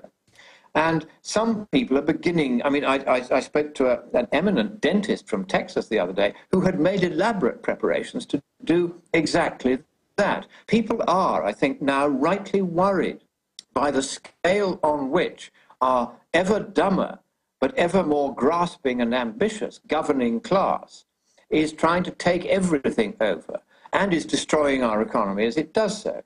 But of course, that we know that where that will ultimately lead, yes, they can impose dictatorship on us for a bit, but then, as it always does with dictatorships, the money will run out, they will collapse, freedom will come back, and because we've been through yet another round of dictatorship, we will learn still further. And that's the historical cycle, and the globalists, as you know, admit that, and they say they're studying, show their authoritarianism will not go through that cycle. They call it the final revolution, if people want to look up that term. Now, expanding on this issue, I have found with government and other systems, it's all bluster. It's all the image that every spy is James Bond and every bureaucrat is invincible, and the public's all just scared and cowardly. I have found that when I want to sneak in Bohemian Grove, or I want to end, I mean, I just walked into a federal building, just said, open the gate, and walked in the other day. And they freaked out once I got in there. But I'm going to show that next week. We haven't got the video edited yet. There's like 30 minutes of it. My point is, people just don't know the power that an individual has when you know you're in the right. We are incredibly powerful individuals, Lord Monckton. Well, I think that's true. I mean, if you look at the sort of noises I've been trying to make on the climate over the last few years, I won't say I'm a lone voice. There are perhaps a dozen other gallant people who are spending a lot of time on this and getting themselves heard, but there aren't many of us who are really outspoken on this, and certainly very few who are willing to take the risk of doing what I did at the UN yesterday and calling them out in public and saying, look, come on, you've got the science wrong, you need to rethink this. The fact is that it does carry an enormous amount of weight. Of course, you know, I can imagine that all my friends are going to be in touch with the more serious-minded ones and say, don't you realize what a fool you've made yourself look? But all the other people are saying, well, look, nobody else is saying anything to stop this nonsense. And if this is the only way to get it through, it's not exactly as though I'd thrown a bomb or something. All I'd done was to take 45 seconds of their time. And they've been there for 2 weeks already, so I don't think they minded very much. What they minded was what I said, because they hadn't heard it before. And the important thing is, therefore, to make sure that you write to your congressmen and your senators, you telephone them, even if you end up speaking to a staffer. This does get through in the end. That's right. Stay there, Lord Monckton. Call straight ahead for 2 short segments and a jam-packed third hour. Stay with us. All right, Lord Monckton is our guest. I'm Alex Jones, your host. And we've got a gang of parasites that have taken over our society. That's the bottom line of what's happening. We're going to go ahead and go to some of your phone calls here right now. Let's talk to Julio in Illinois, listening on 1530 AM WCKG. That's in Chicago. Welcome to the airwaves, Julio. Go ahead. Aloha, and Lord Monckton, thank you for all of your work over the years exposing this fraud and these mad scientists. That's what they are. And Lord Monckton, I have a question for you. It's quite clear that people know what they're doing, and as of late with Hurricane Sandy, or as they call it, Superstorm Sandy, they're trying to take advantage of this. One of the heads of NASA wrote in the London Telegraph that now we need carbon taxes because we're going to see more extreme weather. They have what they call climate engineering. These mad scientists want to manipulate the weather, in their own words, to help curb climate change. Did they discuss any of this in Doha, or were they discussing ways to expose extreme weather to carbon taxes? All of these things are on the agenda. They're still very keen on what they call carbon capture and storage, which has not been proven to work and would probably be quite dangerous as well as wickedly expensive and wasteful of fossil fuels, because you use 40% more fossil fuel if you want to shove the carbon dioxide back into the ground after it's emitted when you burn it. So they've been discussing all of these things, and geoengineering hasn't really been featured that much at this particular conference because it's begun to seem just pretty kooky. And one of the things that they're quite worried about here is the kookiness of a number of the people that get attracted to these conferences. I mean, there was a person who was busily marketing a perpetual motion power station, which I had looked at last year by a nuclear physicist I knew in South Africa when I was at the Durban conference. And he asked them one question: is it a closed system? They said yes. He said, in that case, it's a perpetual motion machine, it wouldn't work. And all these kooks are now turning up here saying we can geoengineer, we can do this, we can do that, just give us a few trillion and we'll do it for you. And even the delegates here, who are pretty scientifically illiterate, it has to be said, are beginning to realize that some of these scientists are just looking to make themselves rich without delivering anything in return. They are the old-fashioned, as the economists call them, rent seekers. So no, I think geoengineering is gradually disappearing off the radar. We've got to keep an eye because they'll keep trying, but I don't think it's the major danger. I think the major danger is of taxation and regulation and interference with how much electricity you can use and when you can use it. And they're very cleverly marketing this by calling them smart metering, the smart grid. It's something you hear Al Gore talking about, and you know if he's talking about it, it's going to be bad. And it's a surveillance grid where it watches everything in your house. All the new appliances are coming out to interface with it. These people are, it's like 10 times 1984 with a bunch of weird, simpering ninnies. But I guess they're not like Hitler where they're in a uniform or Napoleon, so people aren't threatened by it. They just simper around all day. This is tyranny without jackboots. It's very, very clever, the presentation of this. It's all for your own good. We're saving the planet. It's good for the environment. The kids are joining in. You know, it's all touchy-feely. It's very emotional. But in fact, it's very dangerous because they are trying to go for ever more control over every aspect of our lives. But there are ways to circumvent. Yes, sir. We got to go to break. Stay with us. Ladies and gentlemen, we are live. Lord Monckton is our guest. We've got a Joe Rogan excerpt of the big interview I did with him coming up. We're also going to premiere another report by David Ortiz here on the broadcast. I want to take some more calls for Lord Monckton as well. In fact, let's jam in some of those right now. Chet in New York, listening on 1590 AM WASB. Welcome, Chet. You're on the air. Hello, Mr. Jones and Lord Monckton. First, Merry Christmas to both of you and your families. I was just wondering, Lord Monckton, if you thought the new reverse technology they're going to use is going to be like the total way to get that green tax implemented, because, you know, everyone has to use like a cell phone or their computer, even their television, their appliances. You know, is that something that is behind the scenes that, you know, that you've investigated? That'd be my question. Sure. Let me try to get a question out of that. You're saying... Yeah, I've got the question. Go ahead. I've got the question. Let me say it. The question is, can they use all these new technologies that we now spend so much our time talking to each other with in order to control us, monitor us, learn about us, tell us instructions, turn off our electricity? Yes, they can, and they will if they think they can get away with it.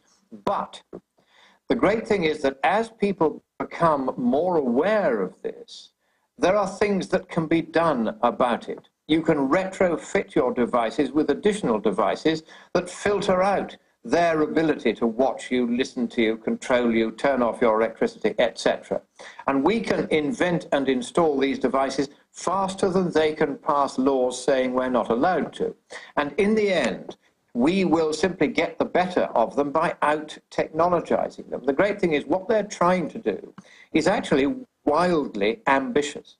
And with very, very simple precautions, you can prevent them doing it. For instance, the two guys who invented pretty good privacy, which is a form of encoding and encrypting your emails. They used a thing called a trapdoor cipher, which was a very nice advanced concept in mathematics, which prevented the authorities from being able to decode the emails of people who used this particular system.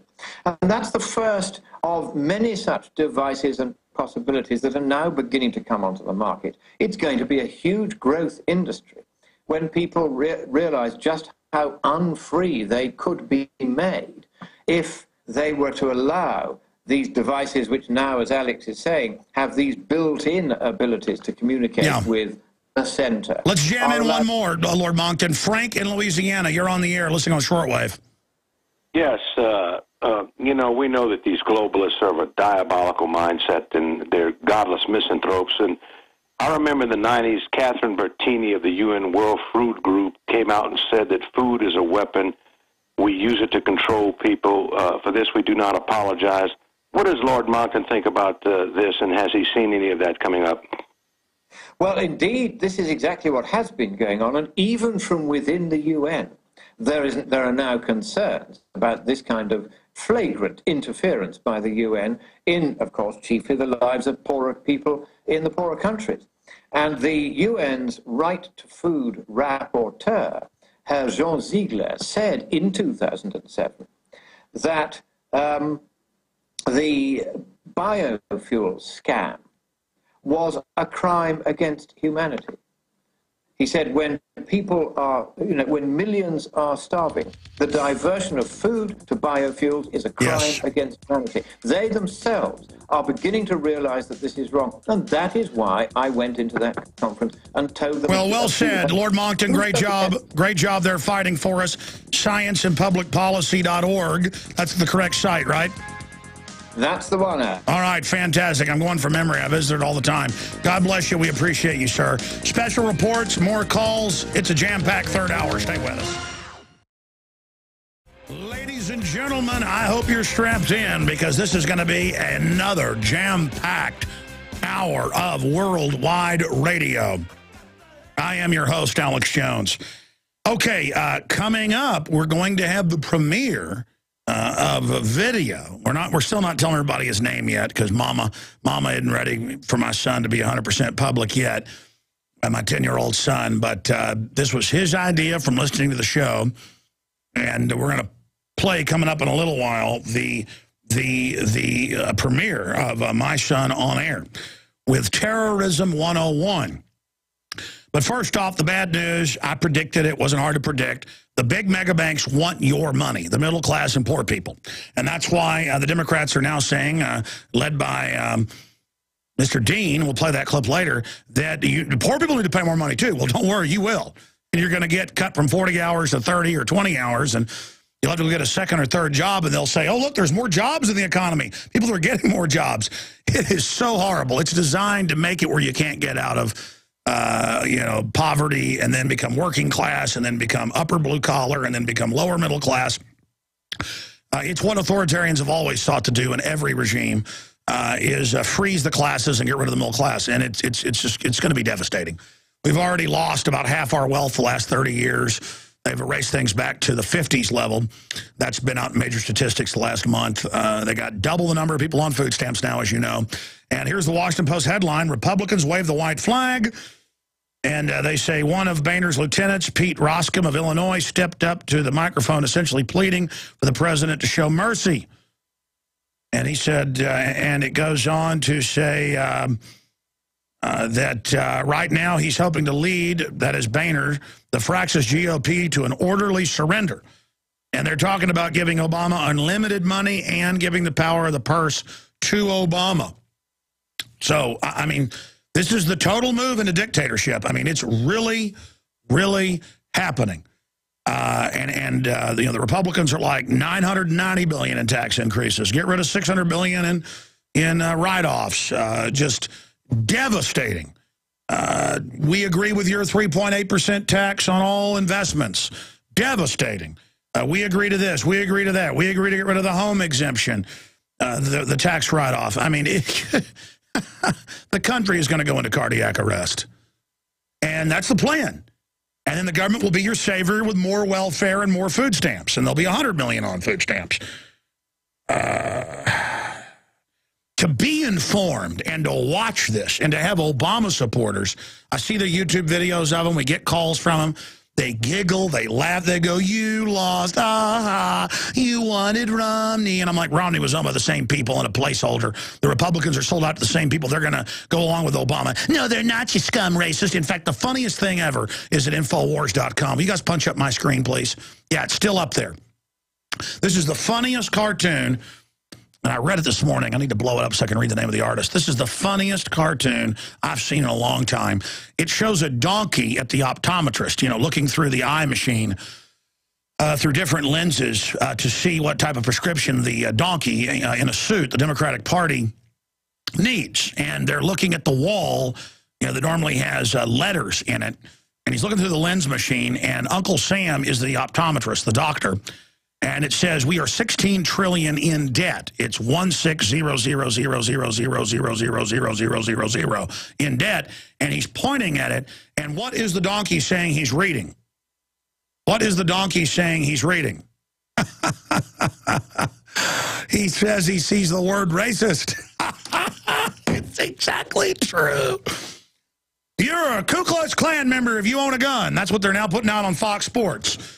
And then they have them on national TV, and people agree with it. That's right, it's racist. Yeah, gun ownership's racist. Yeah, the Ku Klux Klan doesn't want us to, you know, take the guns. The Ku Klux Klan literally got the first gun laws passed in the South. On record. On record. But it's like, hey, we're in deep debt. This is not sustainable. Megabanks want us bankrupt. They're loaning us zeros and ones. They get the whole world. Not a good idea. Things are imploding. You're going to go to a part-time job now. You're not going to get free health care. It's a death panel. And their answer is, you're racist. And you're like, no, I'm not. Yeah, you are. Like, ooh, I'm gonna say something really powerful now. It's like my 4-year-old when she walks over with a toy laser beam or something. He goes, you're dead. You know, it's funny because she's 4 and we're playing. But with adults, it's like, look, I'm not playing your stupid game, you moron. We're going into hardcore bondage. They're destroying our free, wealthy country. Freedom and low taxes built this, okay? You morons out there that support big government. I know most of you don't support it. You're like, what am I going to do? I got a disability check. What am I going to do? They ship my factory overseas. What am I going to do? Listen, once they get us all dependent, they're going to shut it all off anyways. Oh, man. Oh, man. All right, enough of that. Our own reporter, David Ortiz, doing a great job, went out and did this piece because now they're talking about, in the news, they're talking about bringing things like Black Friday to the day of Christmas and the day after Christmas, more hysteria. So the Black Fridayization, fighting over Chinese slave goods, and it turns out it's one of the worst days of the year to go shopping because they increase the prices the week before, then lower it then, or they even just up prices, and people think, well, this is and they'll go fight over just anything. Women fighting, people stampeding. Well, I wish they'd stampede for freedom. I wish they'd stampede to read a book. I wish they'd stampede to be, you know, smart enough to wipe their own rear ends. Let's go ahead and go to his piece. Here it is.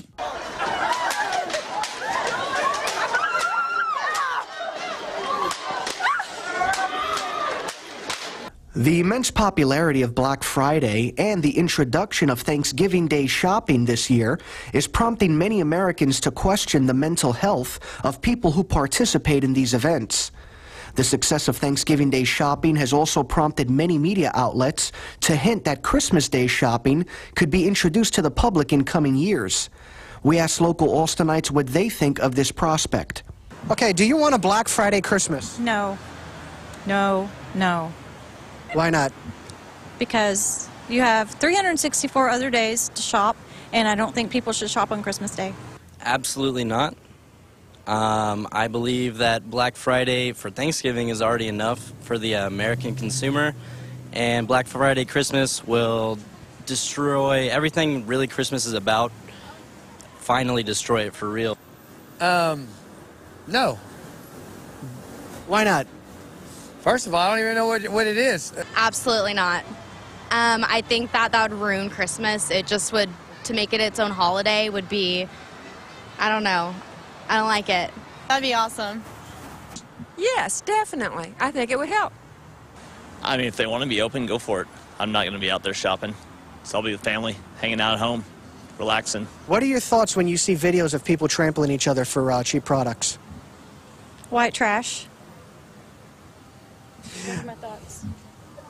Never, number one, stand in that line. Number two, I would never, like, trample over people to get something at Walmart. I feel like they've lost all connection with humans, and they see humans as sort of just a roadblock in their life, I guess. They're just completely closed off to others and just really simple-minded. Well, I think it's funny, like I said.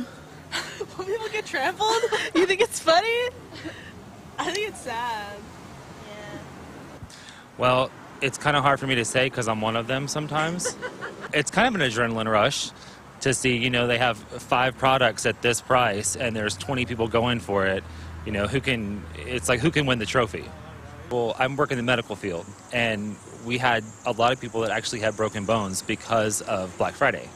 You know, they got the TV, but they had a $4,000 doctor bill to go along with it. According to the National Retail Federation, stores that were open this past Thanksgiving Day experienced a 22% increase in profits over the Thanksgiving holiday weekend. According to the Wall Street Journal, in past years, many retail stores were also closed for Memorial Day, 4th of July, and Labor Day. What do you think of the fact that a lot of experts say that the discounts on Black Friday aren't even that great? I agree. Totally agree. They're not that great. They just make you spend more money. So They're not that good. You can get the same discounts if you just watch the ads and look online. I didn't know that. That's pretty interesting, though. I didn't know that either. I mean, the first toy that I ever got from Black Friday was the Game Boy Color, and it was like $40 when we got it. At the time, that was something that cost $200. So I always thought Black Friday was a great deal. Does the Black Friday-ization of society boost holiday morale or hurt holiday morale, in your opinion? I don't know if it boosts or hurts, but it certainly changes the focus, and that's the problem. I mean, it can boost it. It can, because, I mean, it's kind of a family thing. A lot of families make it an event to go and get everyone together. So in a way, it can create like a family thing. For InfoWars Nightly News, I'm David Ortiz.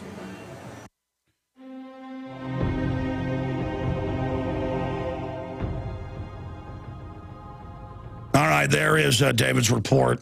Excellent report. Man, the cameras they've got now, the high def we've got, that looked like $1 million, that report. And this is not product placement. They don't need a sponsor, but those Canon cameras now just look better than 35 millimeter. I've shot 35 millimeter before with Kevin Booth. I mean, that is incredible. It just blows me away. Okay, ladies and gentlemen, we're going to go to break and come back and premiere my son on television. And, well, he's wearing a Guy Fawkes mask, so I guess it's okay. Well, we've decided he can be on the show. He's just going to be wearing a mask. That's the compromise with Mama right now. He wants to be on air, something fierce, and he's so smart. He's right out there right now. And so he is made to be an info warrior. Believe me, he is the Alex Jones 2.0.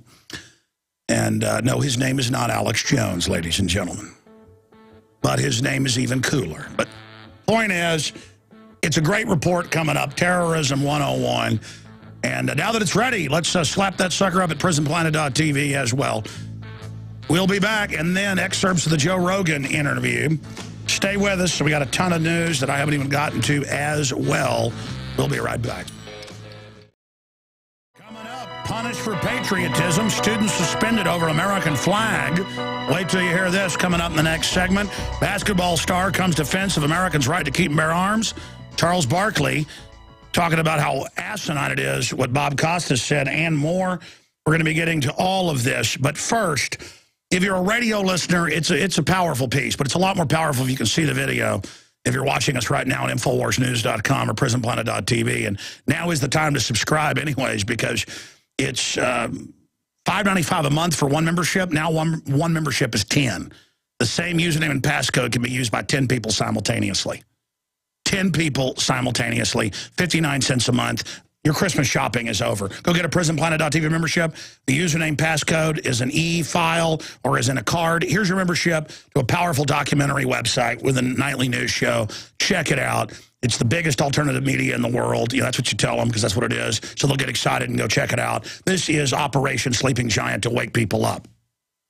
But in this piece, my son's got a board game likening it to international terrorism, explaining how governments use it to take people's liberties. Here it is, Terrorism 101. Hello, your friendly neighborhood patriot here for an episode of How Terrorism Really Works.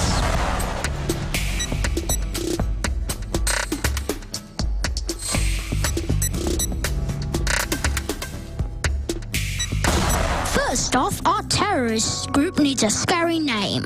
Can you say El-Qaeda? Let's try again. El-Qaeda. Ah, it does roll off the tongue. El-Qaeda. It's a perfect name. Now let's say the green piece here represents the terrorists. The terrorists then move into Pakistan or Afghanistan or whatever stan is not under banker control. The media then joins in to hype up the terror threat. It operates with impunity from safe havens inside Pakistan, conducting cross-border raids into Afghanistan and up into Kabul. Once the terror threat is established, the banksters puppets send in the troops to take out the terrorists they put in there in the first place. Then the bankers install their own dictator to take control of the resources and oppress the people.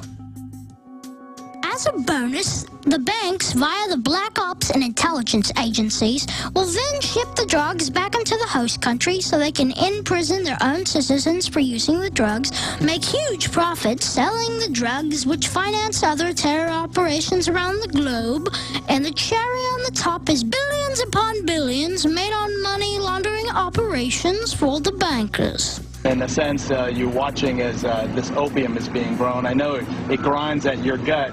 How do you deal with it? What are you doing about it? Well, frankly, this is a part of their culture. So while it might grind in my gut, it's what they do. And if the citizens of the host country gets wise to these schemes or gets uppity, the banks via media will hype in nuclear terror threats, or an underwear bomber, or a Christmas tree bomber. Any excuse to take the American people's rights. Well, that just about wraps it up for Terrorism 101, How Terrorism Really Works. I'm your friendly neighborhood patriot. And now remember what Big Brother and other authoritarians say. Whatever you do, don't visit Infowars.com. Oh no, the control freaks don't like it. Oh. All right, great job to my son.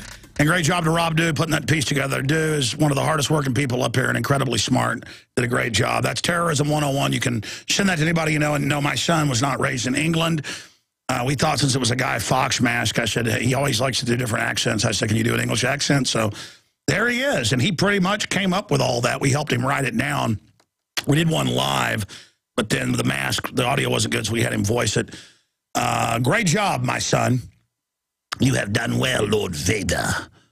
Anyways, a new apprentice, younger and more powerful. To quote Emperor Palpatine. Anyways, good job. And we're going to have a lot of fun. We're going to shoot something more special today. And I mean special for next week. Because it's fun to fight the New World Order. We're not a bunch of lazy bureaucrats sucking off people or mega bankers sucking off people. We're just good red-blooded people that want freedom, fighting hard with our great reporters and our great editors and our great crew and the customer service and you, the listeners, and the sponsors and everybody at the InfoWars team. I salute you. CJ and Chris and John and everybody out there, you are doing an absolutely fabulous job. The entire team. That's all I have to say. And to all our friends out there in the alternative media as well. The people that have stood by us and helped us get the word out, who have good discernment and know that we're for real and pulling for liberty. We love you and we appreciate all of you out there. Our sponsors, our AM and FM affiliates, you, the listeners, are just so awesome. We got a bunch of phone callers here, speaking of awesome people. Ted, Hector, Larry, Tom, and others. I will get to you. I will get to you, and then the premiere of the segments of the Joe Rogan interview. I need to tweet out at Real Alex Jones during this break. I'm going to tweet the full video of Joe Rogan out to everybody that follows us at Real Alex Jones on Twitter, so get over there. All right, let's rampage through 5 or 6 calls, and then we're going to premiere a 9-minute excerpt of the full 50-minute Joe Rogan interview. Because, you know, waking Joe Rogan up to the New World Order is going to be a powerful tool because he's one of the most popular people out there in the culture, you know, that isn't a zombie like Lindsay Lohan or something. He's a really smart guy. And, you know, Joe, when I first knew him 14 years ago, you know, didn't buy into a lot of this stuff. He didn't trust the government, but he's really woken up a lot. He's a really funny, smart guy. But, you know, at the same time, it's important to try to get converts to what's happening with the New World Order out there. Like Ventura didn't believe me 5 years ago. They were putting cancer viruses in the vaccines. Now he does. And by the way, Ventura's on Monday. Let's go ahead and go to a phone call here. Ted in Tennessee, you're on the air, sir. Welcome. Hello, Alex. How are you today? Good, my friend. Okay, I have a simple little question, but I have a few statements to go ahead of it. The Federal Reserve, which is not part of the United States government, leases its money to the federal government. The income tax that we pay does not actually benefit the United States government, but pays the lease on the currency that we use. Yes. Since the elite or the top 2% use the money and basically have abused that money to the point that it's been devalued because the Federal Reserve keeps putting more money in to cover their butts, basically. Why not just raise the elite or top 2% the amount that the money becomes devalued? So therefore, not just raise their money 39%, but go back, as you said earlier, going back to the 1950s rate, put them back to the 90%, and therefore making the money cover, or their money's use, putting it back to the value that we were at that time, of making the money something that is of a value that we can understand. Sure, sir. I mean, we have to kick the mafia out that runs it, but let me just explain something. Number one, to say that the top 2%, if you make over $250,000 a year, you're in the top 2%. Okay, people making $250,000, $1 million, $5 million a year are not even near the ultra-rich who are billionaires controlling leveraged trillions. To take over, the bankers created over 1,500 trillion they control of fraud, which they then had governments sign on to. They got investments invested in toxic fraud, and then instead of saying triage it, oh, it's now infected everything, so you've got to let us run things instead of them going to jail, and we'll try to prop this up. But there's no way to prop it up. It's designed to consolidate everything. So it is the top... I've seen the number broken down. There's less than 6,000 top globalist minions. There's less than 20 elite families. I mean, I told people, I did the research decades ago, and now it's mainstream news. The Rockefellers and Rothschilds in 2000s merged their banks. Now they've merged this year their private holdings. The Rockefellers were always Rothschild agents. And so this is what we're talking about here. And so it's I mean, do the math out of 7 billion, 300 million people, if there's less than a few thousand. It's not even 0.9999999. I mean, it's okay. And then they convince everybody rich people are the guy driving a nice new Corvette that lives in $1 million house. That's the guy that has a pool for the construction company to build. That's the guy that goes and buys stuff at Dillard's. That's the guy that goes out and buys a car. That's the guy that puts kids through college. That's who you want. Instead, they tell the poor, dumbed-down mass of people, that's the reason you're poor, is that guy. All right, so I hear you. Great question. I appreciate your call. Let me go to this Joe Rogan piece right now, and then I'll come back and go to your calls because I don't want to wait. And I just tried to tweet it out on Twitter. Did it go out? I don't see it here on my Twitter. Did that? Yeah, because I sent it out, and then it didn't even do anything on my phone. So I'm going to try to retweet it right now. I'm holy mackerel. Again, we bleeped out some of the racy stuff. Some people on YouTube are like, why'd you bleep it? Because we're going to air it on the radio. And plus, we're held to such a high standard on YouTube that they will shut our channel down for a community guidelines violation. Everybody else can cuss but us. Plus, I don't want to. You know, and I'm not judging. I can't believe like kids were talking about not using King's English. It's just funny. You know, I'm on AM and FM stations, and the FCC will come and will give me a $4,000 fine, and then a $50,000 fine, and then $1 million fine, like Howard Stern. So that's why these are bleeped. I mean, it's just the children on the internet that sit there going, hey, I want to hear the cussing. You know, again, it's cut out. None of that even matters. It's just I don't want to debate it or discuss it. Here's this great interview with Joe, and I'm calling this excerpt Joe Rogan on government conspiracies. Here it is.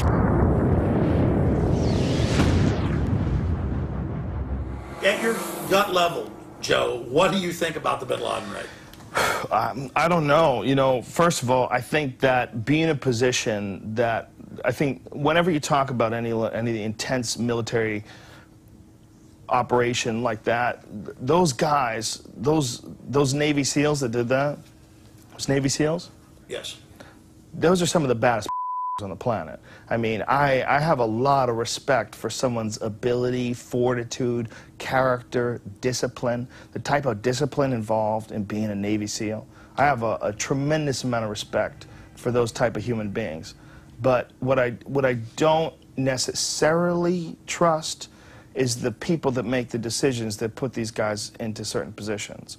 It's them that I trust implicitly. Like, I understand the kind of discipline that it takes to be elite at anything. And when you're an elite at something as life or death, as being a Navy SEAL, you're a bad period. So I don't ever want to say anything that's disrespectful to anybody that's in that position, because I respect their intentions 100%. But it sounds like a silly story. Like, everybody says this guy's been dead for a long time. They said that bin Laden, I mean, I see all these different people who've said that bin Laden had already been dead. I don't know. I wasn't there. I have no information other than some that I read in the newspaper or watch on TV. But the official stories turn out to not be true. And it seems like they lie about everything. We ready to do this? What? So 7 minutes? Good. 7 minutes. I actually talked. I'm not going to get into the whole story, but a guy is a Navy SEAL, been to his house, texted him. Yeah. Turned out, well, I'm going to give too much away. My family knows him. He's not in SEAL Team 6, but his buddies, one of the few that lived, they blew up a helicopter that night. They went in, killed the target, brought it out, blew the helicopter up, told the SEALs that was bin Laden, the helicopters that got away. And then the other SEALs got mad, and they blew up. Remember the SEALs? SEAL Team 6, the helicopter blew up a month later. And the SEALs said... So wait a minute, you're saying SEAls attacked other SEAls? No. What I'm saying is, they send a bunch of helicopters. They go in to kill a target. Right. They're told, get this target, it's bin Laden. Right. They bring bin Laden's body onto the helicopter, it blew up. Right. They blew it up. Then the rest of the SEAL Team 6 complained about it, and most of them died and blew up. They killed most people on the raid. Oh. Remember a month later, the SEAL helicopter? Yeah, I thought that was just another unrelated incident that was part of like what they're doing over there is incredibly dangerous. No, it is, but that was the biggest loss in the entire Afghan war. Right, but that is there a real connection between those two events? I talked to the SEAL, and he said, we believe Al-Qaeda put a bomb on the plane, on the helicopter, or the government did it. Right. But it could have been that they just got shot down too, right? Is that possible? Well, they said they never... I mean, they're in war. I know, but that was the biggest loss of SEALs the entire war. But sometimes that's how goes down. Remember that Scud missile that landed on that the barracks in the first Iraq war? There was like no deaths up until that, very few deaths. And then this one Scud missile got through and killed a bunch of people. And then that was that one big event. I mean, big events do happen. Could have been true. You're absolutely right. But I mean, my whole point is the fake Situation Room photo. They later admitted that was fake. The burying at sea. Well, yeah, it seems like a silly story, but the problem is this is the real problem. The only reason why I should even be saying something like this, the only reason why you should qualify when you say something like that, like it seems like a silly story. No, I understand. But this is my reason for saying this. I saw the Jessica Lynch story, which was the girl who was injured in the Iraq War. They said that they had to go in and rescue her, and there was a gunfight, and they rescued her. And she said that no such thing ever happened.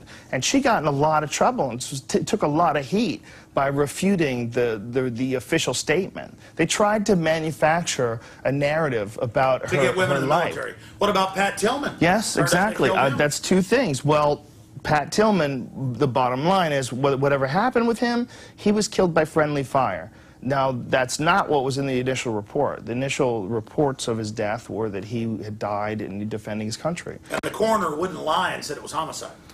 Well, I mean, was it homicide or was it friendly fire? I think there's a lot of confusion when you're in a war. They shot him at a distance that he begged for his life. They came up and triple tapped him right in the forehead. But how do you know that, though? If you weren't there. Coroner's report. Yeah, but see, man, unless you were there, unless you saw how it happened, the coroner's report is going to show you got shot. No, I hear you. It's just when you have a history. Pat was sending letters back to his family, said, I'm going to go public on the war on drugs. This whole thing's a fraud. It's a lie. And then he magically dies, and I've just learned how their MO works. But no, I hear you. But it is. But your possibility, what you're saying is that's in the game too. It's possible. Well, I even talked to his brother, and his brother's hardcore, man. I saw his brother at a reading at his funeral, where he was talking about how Pat didn't believe in God and Pat's dead, you know. And it was really intense. It was really intense.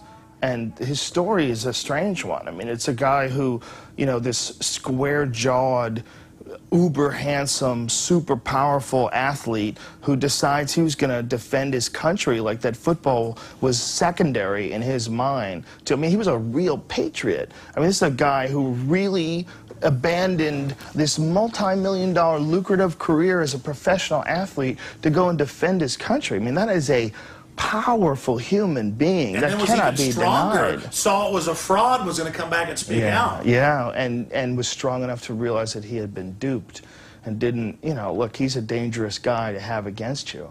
And I think that the system, you know, doesn't like people like that. And does that mean that he was murdered?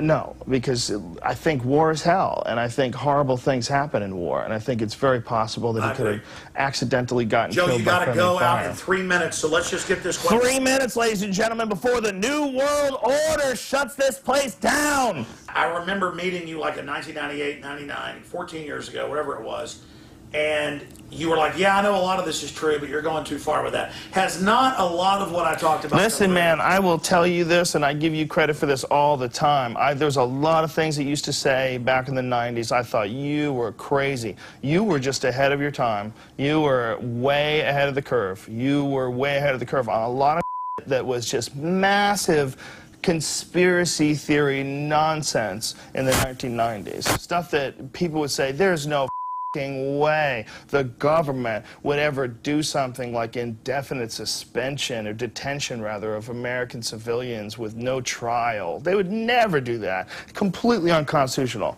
Boom. There it is. That your video, I recommend this video all the time to people. 9/11, The Road to Tyranny. Yes. When you showed that the World Trade Organization in Seattle was clearly invaded by agent provocateurs who were most likely military people. The police you saw the police spoke out, the military-grade shoes, the fact they weren't able to arrest these guys, and they had to let them go. All that stuff that you showed of these people came into a non-violent protest and became violent and then turned it into something that the police had to respond to. I mean, I never even thought that that would be in the menu of the military. I would have never believed it.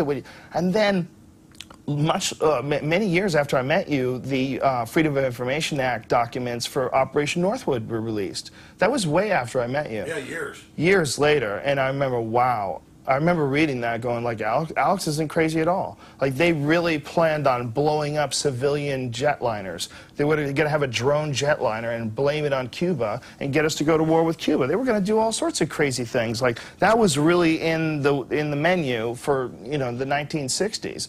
Like, that, I thought you were bananas with some of the stuff you were talking about. And a lot of that stuff that you were talking about has turned out to be absolutely 100% true. I got to go on stage and do comedy. Hey, your mother me out. Great job. Thank you, brother. Thank you very much, man. Hey, but hey, like to tell the secret, it was all in Rand Corporation documents. They admitted it. Yeah. They bragged they're doing this, Joe. That's why I freak out. All right, that is kind of the end of the interview right there. And on the subject of stuff being admitted, it was all admitted back then. It wasn't that I was guessing all of this. I mean, they've done thousands and thousands of declassified studies. Some studies individually had over 100,000 people involved in them. Or they would radiate school kids, say, we're taking kids on a field trip to the Army base. and then take them into a hangar and shoot radiation into them. You know, just unbelievable. And there's thousands of things like that.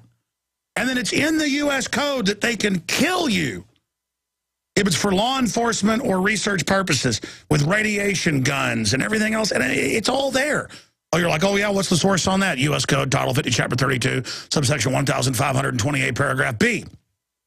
People like little kids go read it and they go, well, it says they can't do secret testing until that subsection where it says unless it's for law enforcement or any research purpose. That's why all the chemtrailing is called research. Oh, it's not an official program. It's just $5 billion, one part of the program a year. And you've got them saying torture's good, secret arrest. The NSA's like, yeah, we listen to everything you do. Yeah, you know, your new TVs, they're watching and listening to you. You know, mainstream news this week. Told you that 1996. And again, I got contacted by a local engineer, and he said, have you seen the Telecommunications Act? And I said, no. And he said, well, go check into it. And I went and looked it up, and they were building into everything, back doors to watch and listen to you. By 2001, it gave them 5-6 years to get it all in place, gave them $9 billion to do it.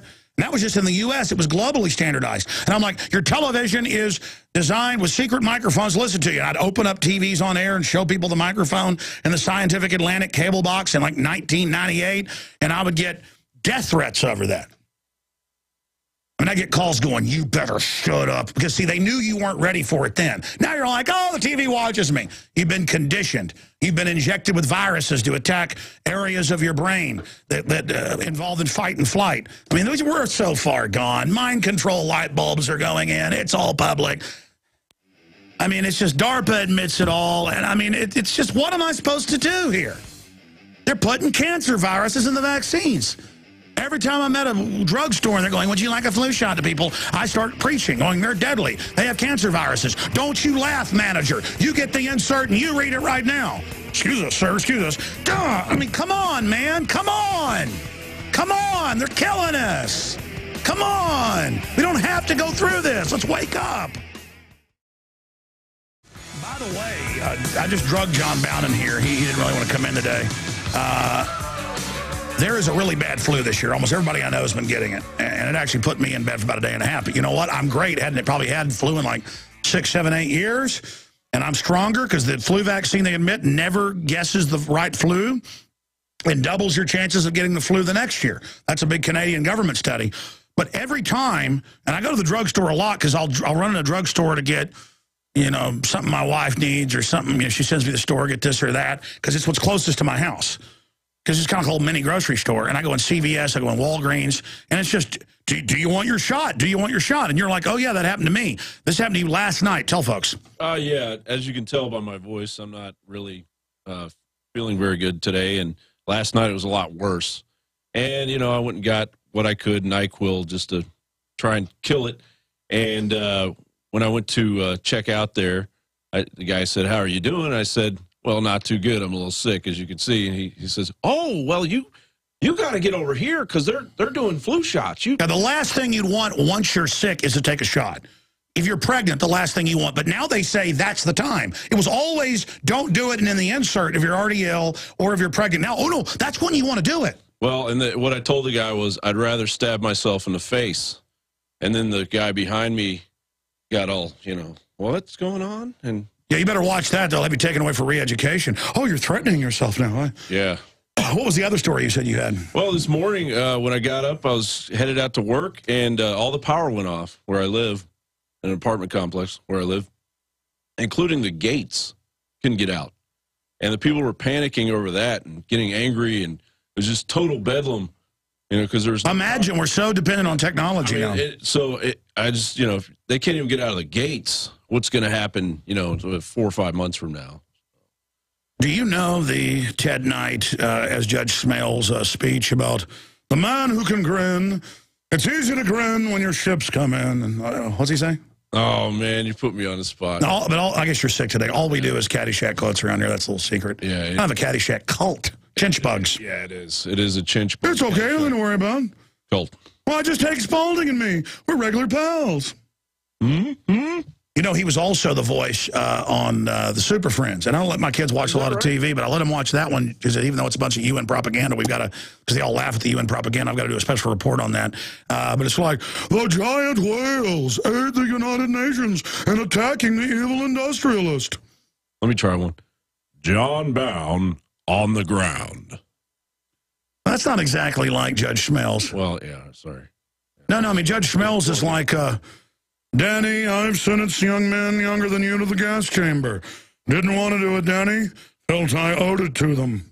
You want to come down and mow my lawn? I was like, we're out at the yacht club this Saturday having a little event, christening our new yacht. How'd you like to come by and mow my lawn? Yeah, I think the Bill Murray parts are the best, but we're going to do a lot. You are a tramp. We need to bring, oh, yes, you are. I'm sorry, go ahead. We need to bring Caddyshack quotes to the bumper music. I think that's the next frontier. Unga galunga? Unga gunga galunga.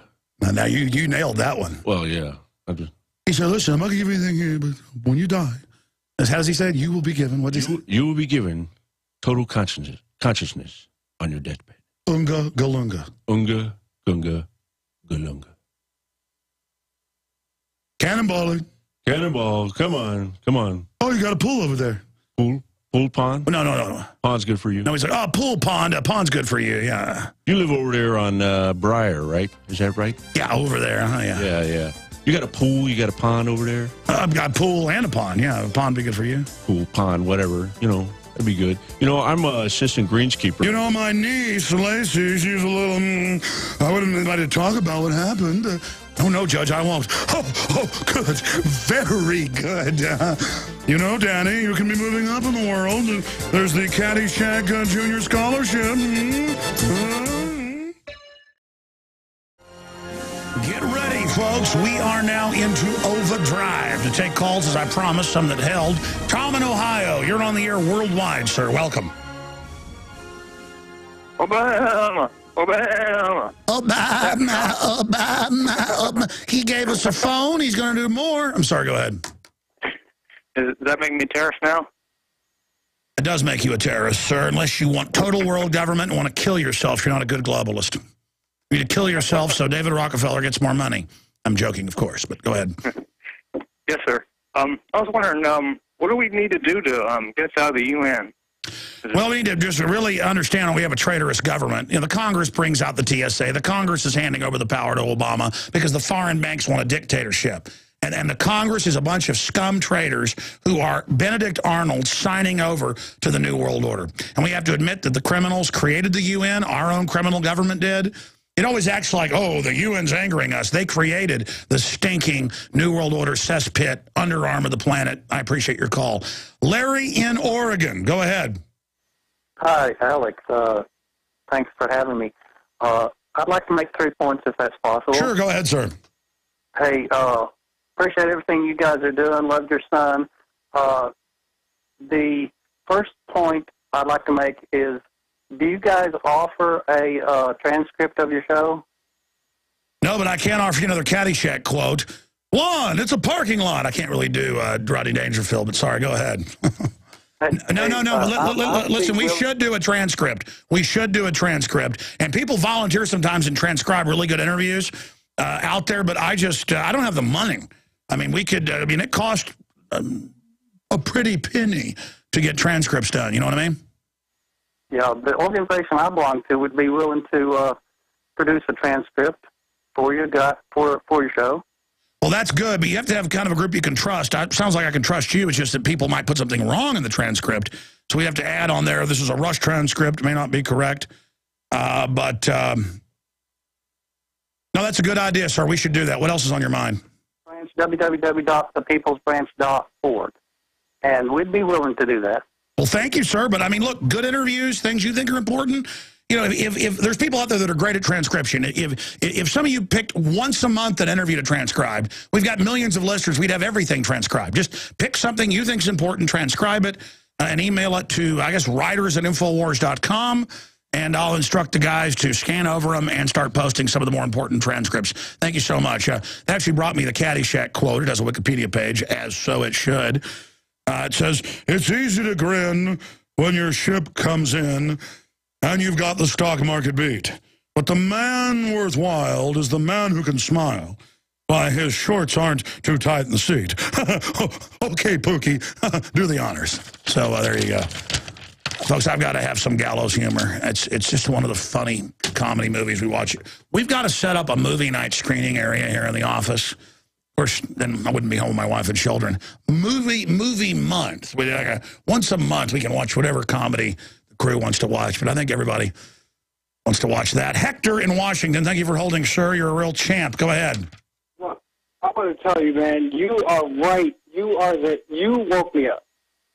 Right? Well, thank you, brother. You're the man. How can I be the man of you, the man? I want to tell Barry Soetoro, a.k.a. Renegade, something. All right? I'm Hector Vidal. Live in Blaine, Washington. You can come get me. I live at... No, sir. No. Can't give out addresses and stuff, but I get it. We've all got to stand up and say, hey, you don't scare us saying you're spying on us. That makes you a criminal, not us. You know what? You are the right hand. You have a special place with God. Oh, please. You know Look out. I'm at the right hand of Judge Smells. God bless you, man. I'm just a guy who's a, rootin' tootin' Yosemite Sam who wants freedom. We're all fighting the New World Order. And if we love God and have a good heart, then hopefully we can be at the right hand of God someday. Okay, I am out of time, ladies and gentlemen. I'm sorry to that caller. I'm sorry to Zach and George and others. Retransmission starts now. Lord willing, we'll be back tonight, 7 o'clock Central. Melissa Melton's doing the news. We'll have some other special reports and a lot more. And as I said, just look at me and Spalding. We're just regular pals. Stay with us, ladies and gentlemen. Infowars.com.